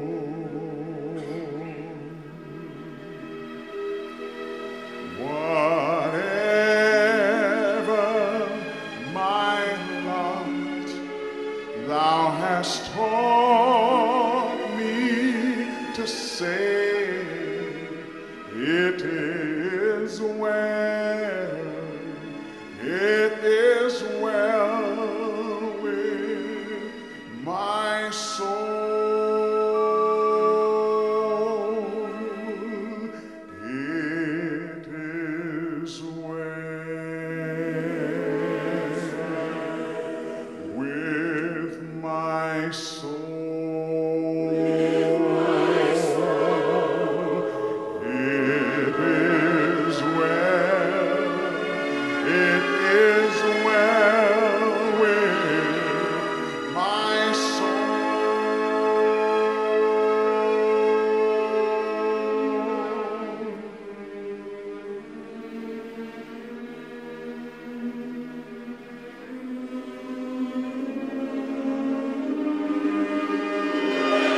And Lord, haste the day when my fate shall be sight, the clouds be rolled back as a scroll, the trump shall resound, and the Lord shall descend, even so.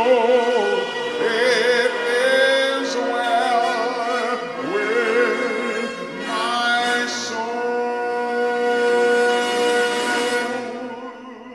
It is well with my soul. It is well, it is well with my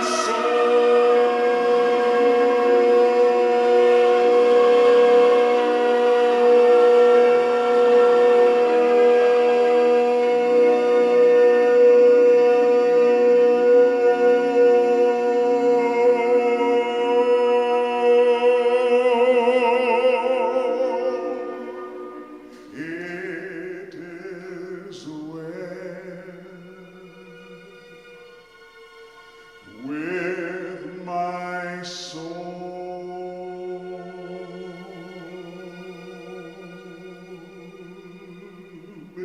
It is well, it is well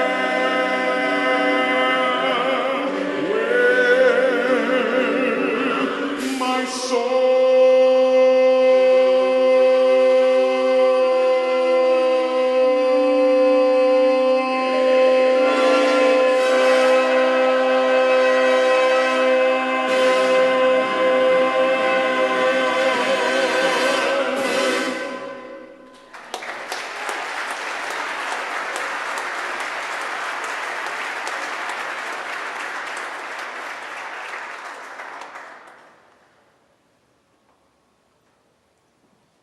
Good afternoon, everybody. My name is Susan Douglas. I am Herb's daughter-in-law. He called me Susie. First, allow me to apologize that my daughter Tracy is unable to be here today. This morning, there was a family medical emergency back in DC, and she and her daughter needed to rush back. So she gives me her folder with prepared remarks, and here we go. First of all, I want to thank all of you for coming out to celebrate Herb's life, and a special thank you to the University of Pittsburgh and Chancellor Gallagher for everything you have done for Herb and Minerva, and all you will continue to do to honor his life and preserve his memory and legacy. There are too many people to name, both since Herb passed and when we made the decision in December to have him moved to Pittsburgh and admitted to hospice. But please know that our family sends you our heartfelt love and appreciation. However, there is one person that I must mention by name, and that is Mark Nordenberg. It was so comforting to us to know that there was someone here that would visit him, have long talks that only dear friends could have, and keep him company as he prepared to pass the baton. Mark, the love and support that you gave to Herb and now to his beautiful wife Minerva is just profound. You are a busy man with your academic duties and your own family to tend to. Still, you have been here for the Bryce and Douglas family. Thank you.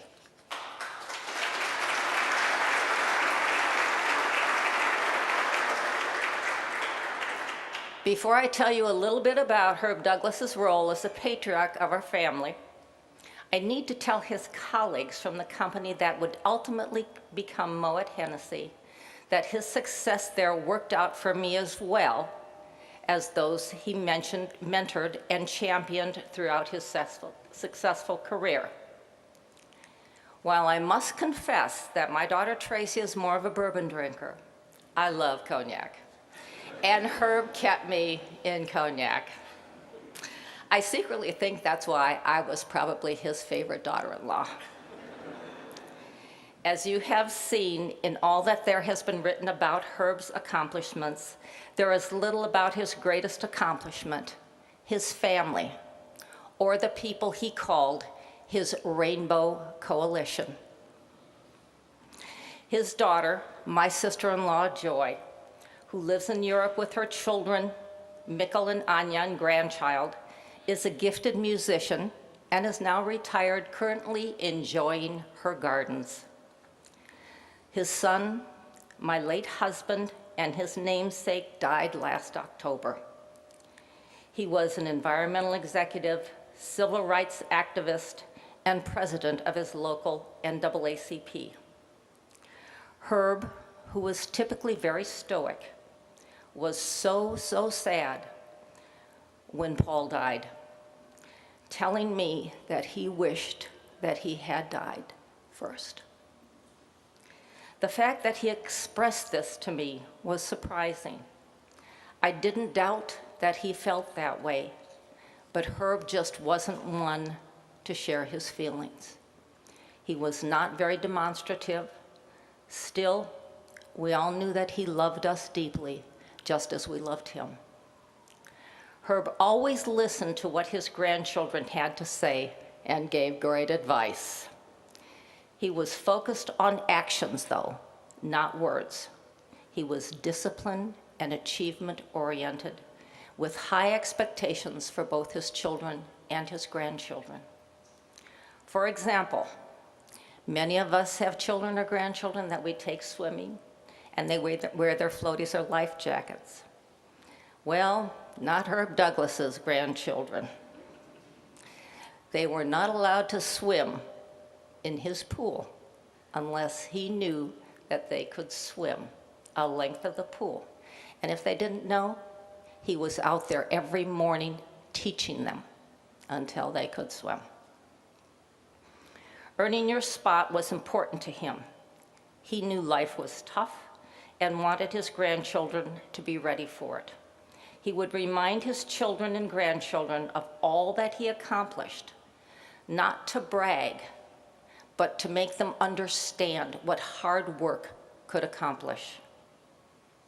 He modeled the value of hard work, discipline, and moving forward past the inevitable slights that would come the children's way because they were Black or mixed or female, while always teaching them to reach back and bring the person behind them along.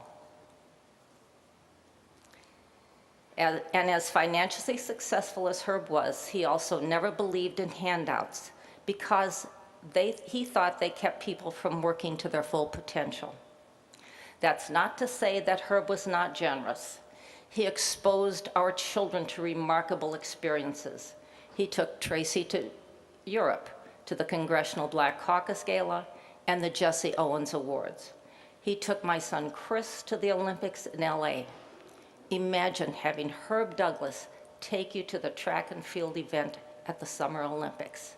It would be like having Franco Harris take you to the Super Bowl. But for all of that, this decorated athlete, corporate and community leader accomplished, to me, he was just Herb. He was my husband's father, who, when he found out we had married, helped us move into a larger apartment in a much nicer neighborhood, and even bought us a bed because we were sleeping on a pull-out couch. He was the guy Tracy was having dinner with the night she went into labor with his first great-grandchild. At 72 years old, he spent the night at the hospital with us so he could be there when his first grandson was born. He is the man who says he taught my daughter to walk because she took her first steps to him when he was visiting us. He set a living example for his children and grandchildren that you can have ambition in order to secure your future while helping to open the doors for others that look like you. I know Herb is proud of his children, grandchildren, and great-grandchildren. His legacy lives on, not only through his public deeds, but also through his bloodline. Thank you.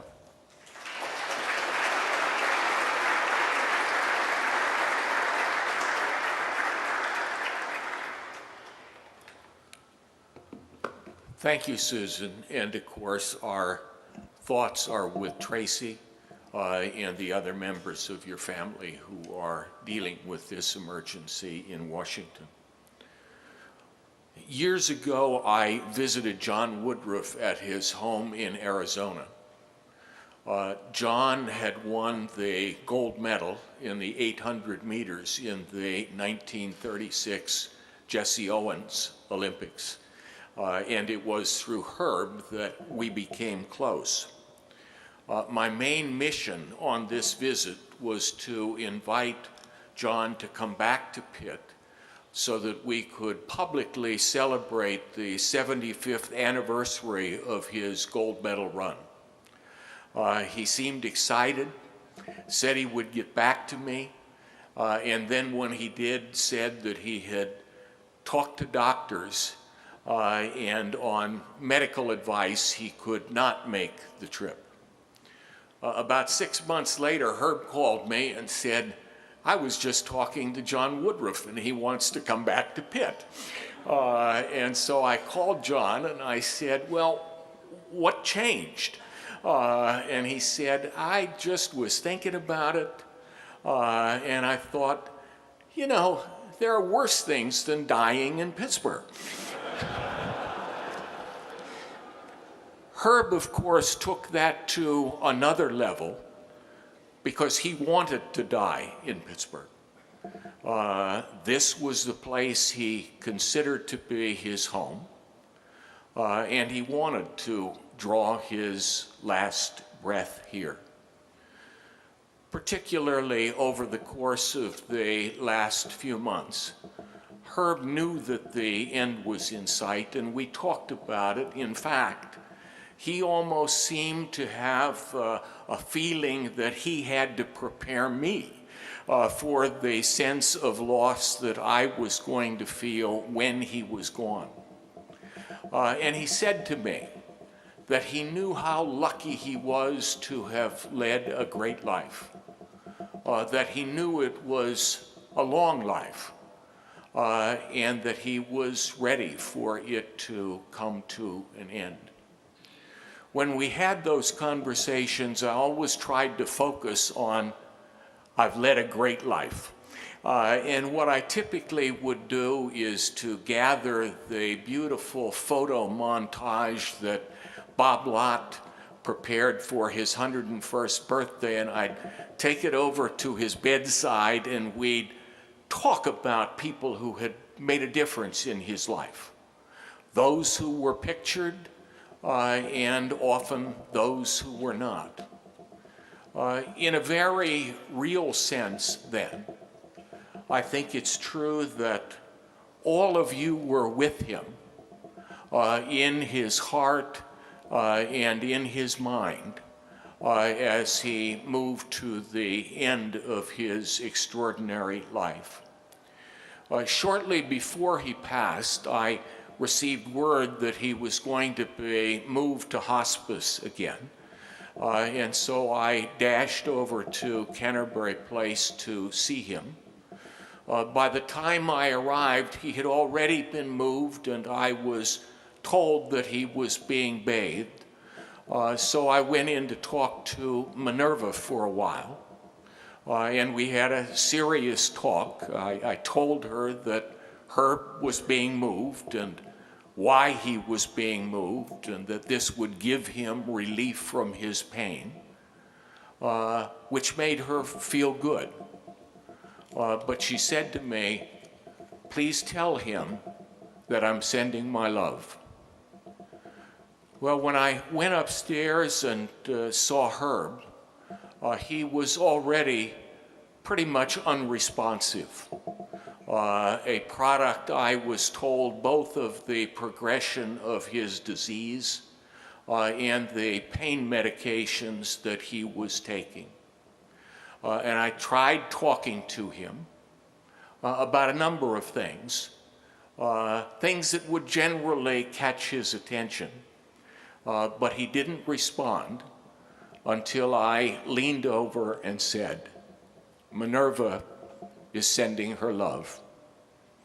And then he opened his eyes and he said, please tell her I'm sending my love too.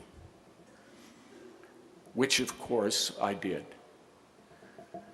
And thinking about it, there are similar feelings in this room today. You know, we've heard expressions of love from the speakers, and there's a feeling of love that you have for Herb that is very real. And so I feel as if I should say, Herb is sending his love back to you as well. And I'm sure he's with us in one way or another. And you know how he felt about all of you and what it would mean to him to have you here today, to pay respect to him and to celebrate his extraordinary life. The celebration, as you know, will continue at a reception in Alumni Hall, which is a quick walk from here. We have some brief recorded tributes from Bob Costas and Frederica Whitfield.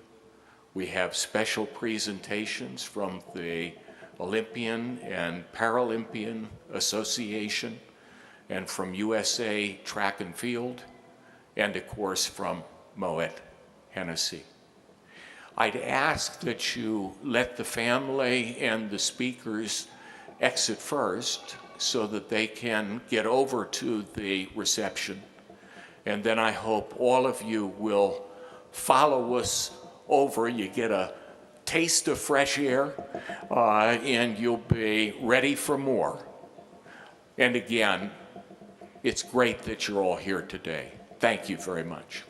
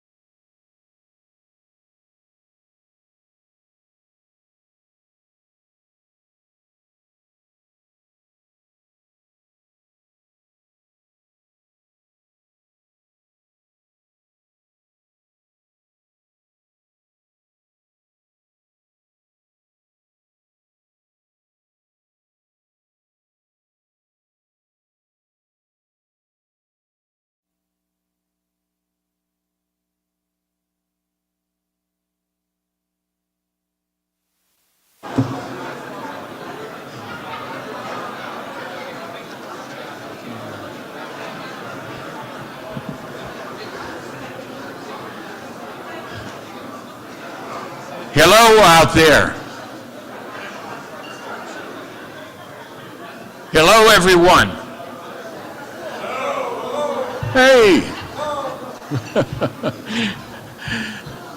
You know, the hardest job in the world is to look out into a crowd of people having fun and to say, stop. But in this case, it's going to be worth your stopping because we're moving into the second stage of the celebration of the extraordinary life of Herb Douglas. As I said over in the chapel, we have two very special recorded tributes to Herb.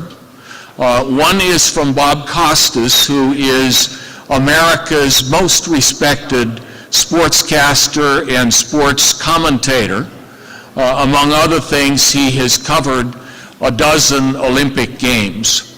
A measure of his loyalty to Pitt, and I hate to say this when Herman Fraser is in the room, but he came here to Pitt, though he is a loyal Syracuse grad, to MC our celebration of the first 100 years of African American athletes competing for the University of Pittsburgh. Bob would have been here in person today, except that he was committed to a niece's college graduation in another state. Frederica Whitfield did plan to be here today, but she called me yesterday and said, my youngest son is sick, my husband is on the road, there's no way I can leave him and come to Pittsburgh. Fortunately, she had earlier recorded a tribute to Pitt. Frederica's father, Mal, was Herb's teammate on the 1948 Olympic team. He then went on to compete again in 1952. And between those two Olympic Games, he won 3 gold medals, a silver, and a bronze. And they were very, very close, as you will see from Frederica's tribute. So why don't we present Bob Costas and Frederica Whitfield. Hello, it's Bob Costas, here to say a few words in memory of my dear friend, Herb Douglas. It was my pleasure and honor to know Herb over the last 30-plus years of his extraordinary and meaningful life. I was privileged to hear his wonderful stories, to marvel at his boundless energy and enthusiasm, and most of all, to appreciate his abiding decency and kindness. Those with you in person today, as I wish I could be, most certainly will touch upon his many trailblazing achievements in business, sports, and philanthropy, and of course, his enduring devotion to Pitt and to Pitt athletics. But the sports reporter in me compels me to note a couple of other things. Herb was instrumental in the founding of the International Amateur Athletic Association and the Jesse Owens Foundation. The great Owens was Herb's boyhood idol, and later, his very close friend. And of course, like Owens, Herb was an Olympian. He won a bronze medal in the long jump at the 1948 London Games. And as many of you know, until his passing, he had been, for quite some time, the oldest living American Olympic medalist. And almost to the very end of his 101-year journey, he was looking ahead. Only a couple of years ago, he told me that he had this can't-miss plan to have President Barack Obama speak at the first post-pandemic Jesse Owens dinner.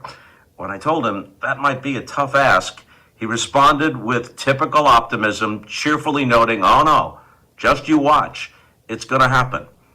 And I don't doubt that if time hadn't finally run out, Herb might very well have made it happen. Over a century-long American life, Herb Douglas witnessed and played a part in many chapters of his country's history. He was active in the Urban League and the NAACP. He did his part to move his country toward justice and brotherhood, and he did so with a joyous spirit that was uniquely his and which touched and inspired so many of us. And now, his long, glorious, and honorable race has been fully run. Rest in peace, my friend. Like so many, I will never forget you.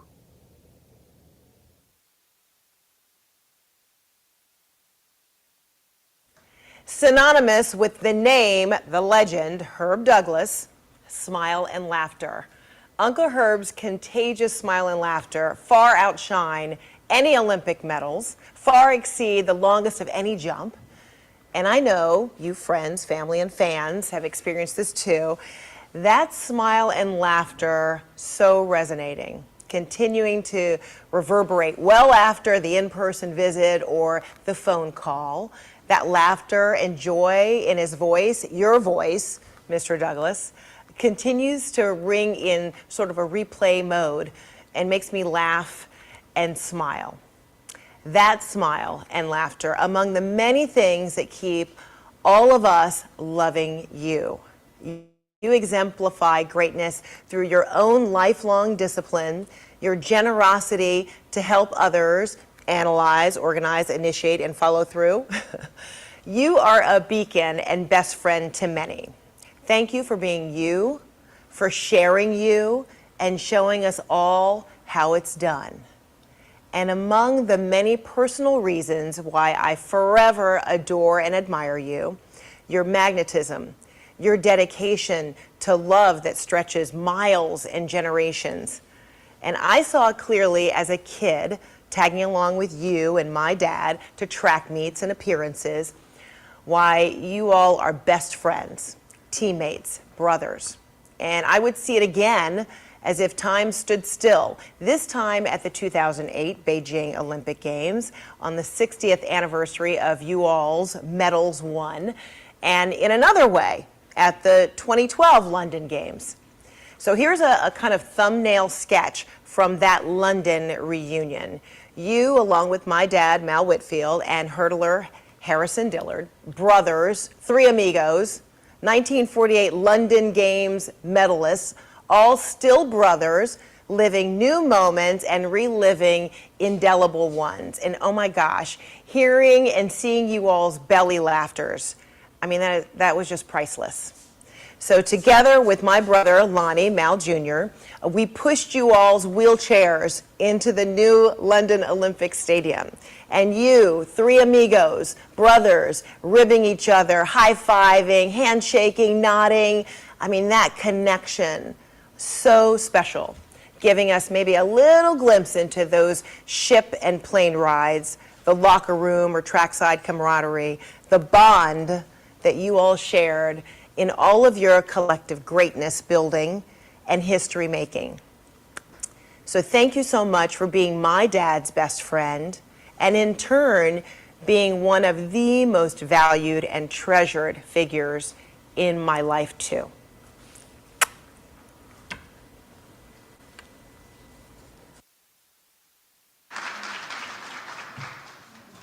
I'm going to just say two things about Frederica's presentation.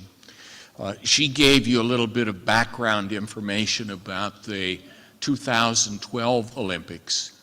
I watched her coverage of her father and Harrison Dillard and Herb when they were at the 2008 Beijing Olympics together.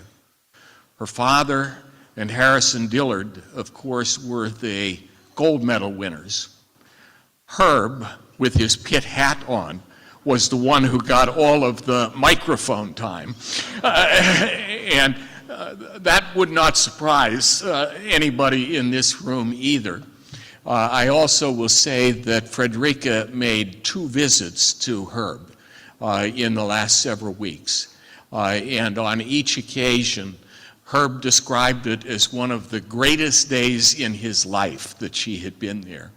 And he had a lot of great days in his life. I'm not sure how he would rank them if he was forced to do that, but there was that feeling in the room that again was a reflection of these family friendships that went back for decades and that had included children from the time that they were young. Cindy Stinger is a 3-time Olympian, and I would say one of Herb's all-time great friends. She has been a regular participant in the Jesse Owens dinners. She was there in a prominent role at his 100th birthday party. And you could always tell that there was a special warmth between the two of them. Cindy is here to make a special presentation on behalf of the Olympian and Paralympian Association to the Douglas family, and we're lucky because we've got some Douglas family members right up front. Cindy, welcome to the University of Pittsburgh.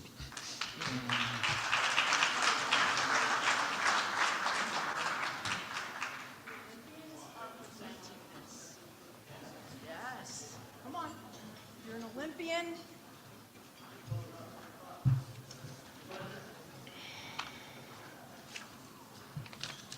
There you go. It's like herding cats. Come on.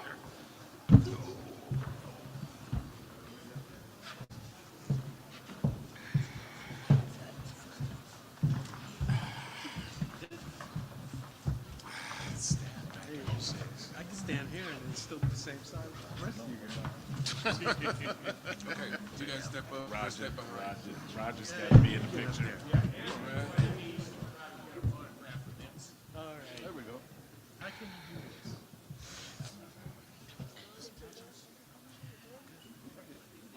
You guys ready? Okay. You like the Temptations. First of all, I'd like to say how honored and privileged I am to be standing here representing the United States Olympians and the members of the United States Olympic team that have so aptly represented their country at the Olympic Games. This is a star-studded group of athletes right here who absolutely adored Herb Douglas. And I just want to say that it's an honor. Gina said it so well in her remarks about the impact that Herb has made on all of our lives. He was absolutely incredible. And someone who I know Herb loved as much as I did is my colleague at the United States Olympic and Paralympic Association, Christine Taylor. You give a little wave, Christine. She is the heart and soul of the United States Olympians and Paralympians Association, and I adore her, and I know Herb adored her. And, you know, these photos that you're seeing behind us, one of the most incredible moments, and Frederica touched on it, was in 2012 when we were celebrating the 50th anniversary of the London Games. And an Olympian named Jeremy Bloom, I don't know if you know him, but he played for the Philadelphia Eagles. He was a track guy, and he went to CU in Boulder, started a foundation called Wish of a Lifetime. And they were looking for ways in 2012 to honor the 48 team. And so I went to Herb and I said, Herb, if you could wish for one thing in your life right now, what would it be? And he said, Cindy, I'd like to meet Barack Obama in the White House. And guess what? We made it happen. And it was absolutely incredible that him and Mal and Harrison got to meet President Barack Obama in the White House. So that's a moment I will always cherish. And I met Herb when I started at the United States Olympic Committee in 1997. I started the process of running the alumni office. And I'll never forget the first time I spoke with Herb Douglas, and my boss, Barry King, who was a decathlon Olympian for Great Britain, said, Cindy, Herb Douglas is on the phone and just do whatever he asks you to do. And I was like, what? Like, who is Herb Douglas? What am I? And the first time I got on the phone with him, he said, Cindy, this is Herb Douglas, and I want you to help me with the Jesse Owens International Trophy Award dinner. And I was like, I don't know how to do that. I honestly didn't know how to do it. I was so new. But Herb was 75 years old when I met him. And I went to his 80th, and his 85th, and his 90th, and his 95th, and his 100th. And then we were all on a Zoom call for his 101st birthday. And honestly, to this day, I can't believe the guy was 75. He acted like he was 45. But the love that we've had for each other, and the support and the mentorship that he provided me, because I struggled in the beginning, you know, managing 7,000 United States Olympians with an alumni program that was completely new to our psyche, to like, I mean, we didn't know where Bob Beamon was because the last known address for him was in 1968. Like, no one had paid attention to where our Olympians were since 1896, and I'm supposed to run an alumni office. But we created an alumni office, and it was like through conversations with Herb saying, Cindy, you can do this. Cindy, you can do this. And there were so many doubts, but that guy was always in my ear every time I talked to him, pushing me and committing me to be better and to do more. So we are so delighted to be able to present this Olympic team flag to Suzanne and her family because of the love that we share for just an extraordinary human being. And I'm going to read you our letter that we've prepared for you, and this is on behalf of the United States Olympians and Paralympians Association, leadership of our group, the board of the USOPA. And it reads like this: to the family of Herbert Paul Douglas Jr., track and field 1948 bronze medalist, United States Olympian. On behalf of the United States Olympians and Paralympians Association, we are writing to you today with our sincerest condolences on your loss. Herb's contribution to the sport of track and field and the U.S. Olympic and Paralympic effort will not be forgotten. He was a positive, innovative force and made tremendous impact on many. The entire track and field community, Olympians and all the athletes and track and field enthusiasts he interacted with here in the United States and around the world will miss him dearly. We will remember him with great respect and honor.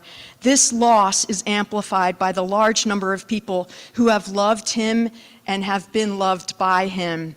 As a group, the entire Olympic and Paralympic family mourns with you Herb's service to track and field as an Olympian and the U.S. Olympic and Paralympic Committee and the athletes he supported and served with grace and distinction will never be forgotten. His tireless efforts to promote his friend and teammate Jesse Owens with the Jesse Owens International Trophy Award and the Jesse Owens Global Award for Peace, along with his documentary, The Renaissance of the African American Athlete in Sport, will remain some of his greatest achievements.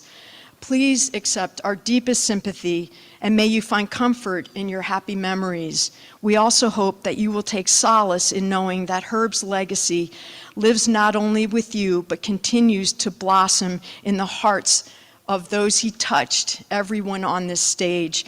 The United States Olympians and Paralympians Association sincerely appreciates Herb's contributions and friendships. Our best to you. Thank you so much.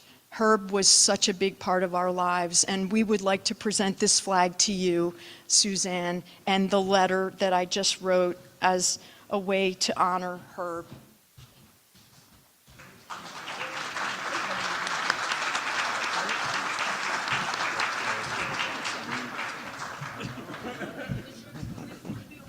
Oh, okay.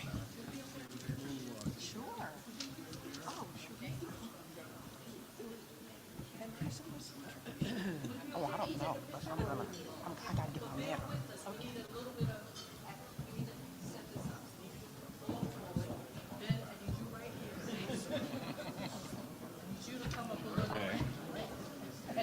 This whole side, I need you to turn back. Why don't we get Roger in here? Roger needs to be in there. It's ready. Come right Okay, here. I'll get it. Yeah, Roger's.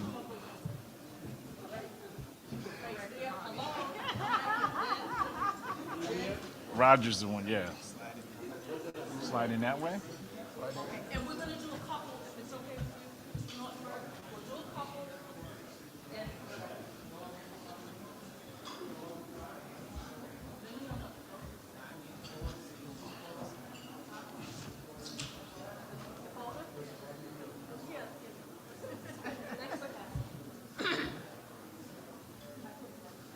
okay, hold it, hold it. Let's start with this gentleman.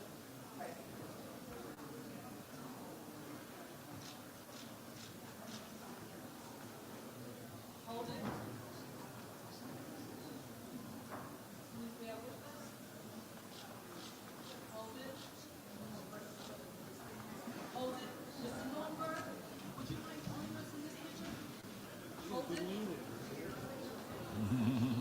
Cindy, Christine, come over to the board. Put this up right here. Mr. Norberg, right in this space. My thing. Thank you so very much, everybody. Riddick, moving Riddick. You're gold medalist, Riddick. Yeah.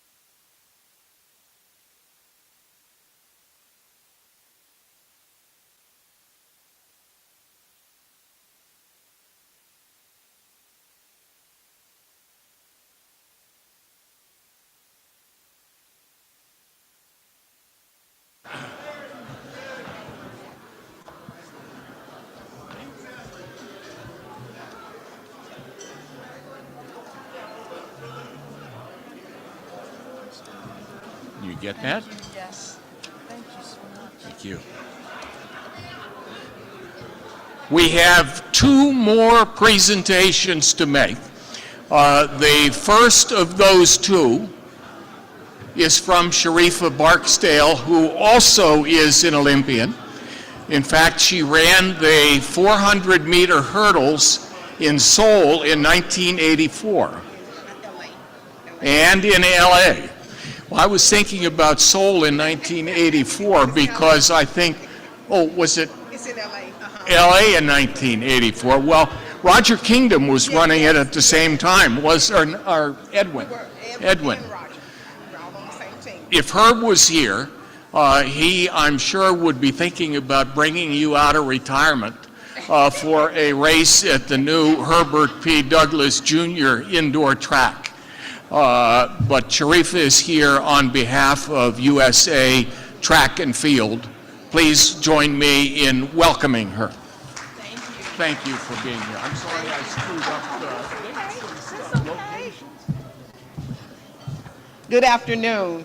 I'm Sharifa Barksdale, 1984 Olympian, silver medalist in the Pan Am Games.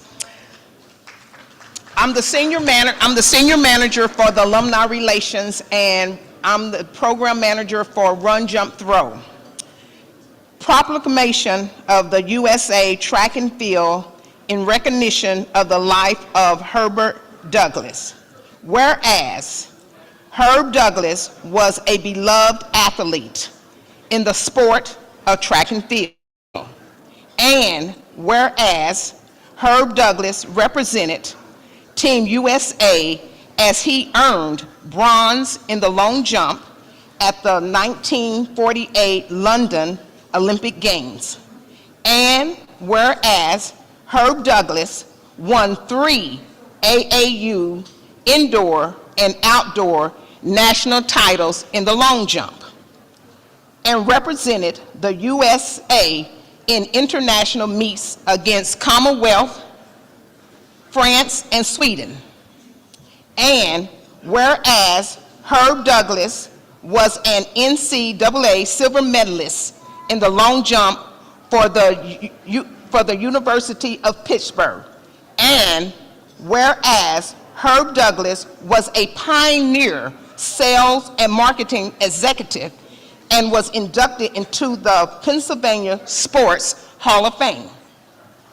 Be it hereby proclaimed on this May 3rd, 2023, USATF honors Herb Douglas and his legacy to athletics in the state of Pennsylvania, to the USA track and field, and the entire sports. Signed by Max Siegel, USATF CEO, Michael Conley, USATF Board of Chair, and Vin Nalana, USATF President. Thank you.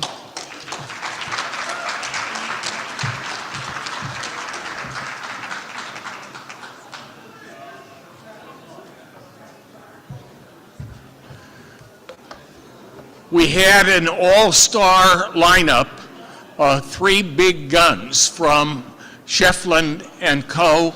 And Moet Hennessy at the service in the Heinz Chapel. But I'm looking around because I do also want to acknowledge the presence of Noel Hankin, who was such a good friend of Herb's throughout his career in the business world.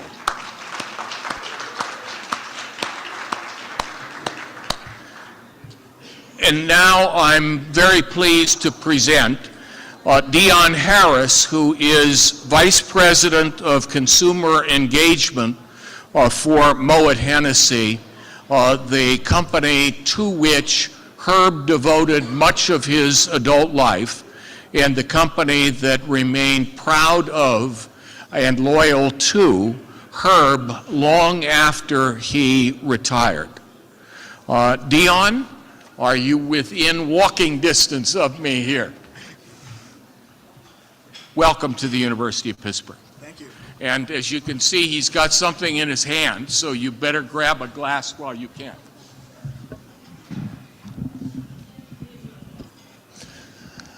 Good afternoon, everybody. My name is Dion Harris. I'm the Vice President of Marketing at Moet Hennessy.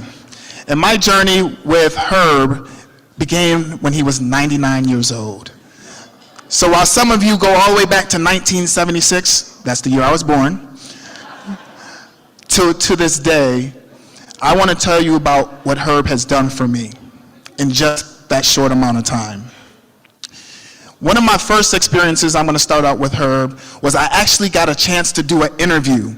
I went to his apartment, we had a huge setup, and we were trying to gather his whole history with Hennessy. So I'm sitting down, we're sitting next to each other. My team gave me a full script of like 25 questions to ask him. And I'm asking him those questions, and I'm looking at my paper. I'm a little nervous because it's Herb, but he still makes you feel at home, but you're still nervous. And the next thing you know, I'm looking at my hands because the papers were gone. Herb, at 99 years old, I don't know how he did it, snatched those papers out my hand before I could turn around. I said, yeah, that's why you're Olympian. But the moral of that part of the story is what he told me was, be yourself, right? And I think that's why we all love and adore Herb, because he brings out the best in us, and he teaches us to be ourselves. And that's the reason why we love him, because he brought his true self to all of us and enriched our lives. Second, there's lots of parallels to the other stories that you guys have told. Herb, when Herb calls, he'll call you 1 time, 2 time, 3 time. You better pick up on the 4th time, okay? So what I've learned with Herb is when I pick up, because I was constantly in meetings, I would go for the Herb and Dion walk. We would walk and talk, and that's how I actually feel like I know a lot of you in this room, because he talked about you all. Next thing I know, we'd be walking and talking, and then I would get off the phone, and I would actually look around and like, where am I? Because it had been literally an hour's worth of walking and talking with him. But that really taught me another thing, which is when you think about legacy, legacy is built by the people you know, the people that you touch, and how you interact with them. And that's why we're all here today with him and super ecstatic about the relationship and how he's touched each and one of us in our lives. And finally, we talk about legacy, right? Legacy with Moet Hennessy. He was the first. He was the first vice president at Sheffield and Somerset. But you know what? What he did was he made sure that he was not the last. So very much in this room, we have Rodney Williams in the corner over there. He was the first CMO of Hennessy, went on to be the president of Belvedere. Right now, we have the first SVP female, Jasmine Allen. She's the first black female SVP of Hennessy. You have myself. I'm the first person that was promoted from a director to the VP of marketing role at Hennessy. And I'm going to list a lot of names for you.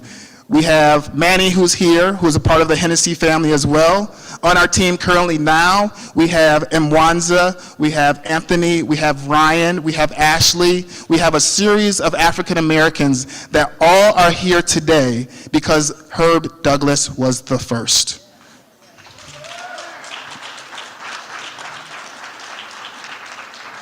Again, as we talk about legacy, what's most important about that is he was the first, but he made sure that he was not the last. So I'm here today because I wanted to present to the family this portrait that we had made, especially made for Herb. And it was created by a Brooklyn artist, a Brooklyn African-American artist named Malik Robinson. And as you can see from it, it basically bridges Herb Douglas's lifespan. So it's kind of a throw to the past, all the way to the present. So 101 years. He called it Herb Douglas, the Olympian and the businessman. This portrait actually also sits in our office because we have a conference room that is basically made up and honors Herb Douglas and all of his accomplishments as well. So he has touched so many of us in the past, and he will continue to inspire all of us in the future. So please raise your glasses and cheers to the legacy of Herb Douglas. And may we all look at our legacy and analyze, organize, initialize, follow through. Cheers.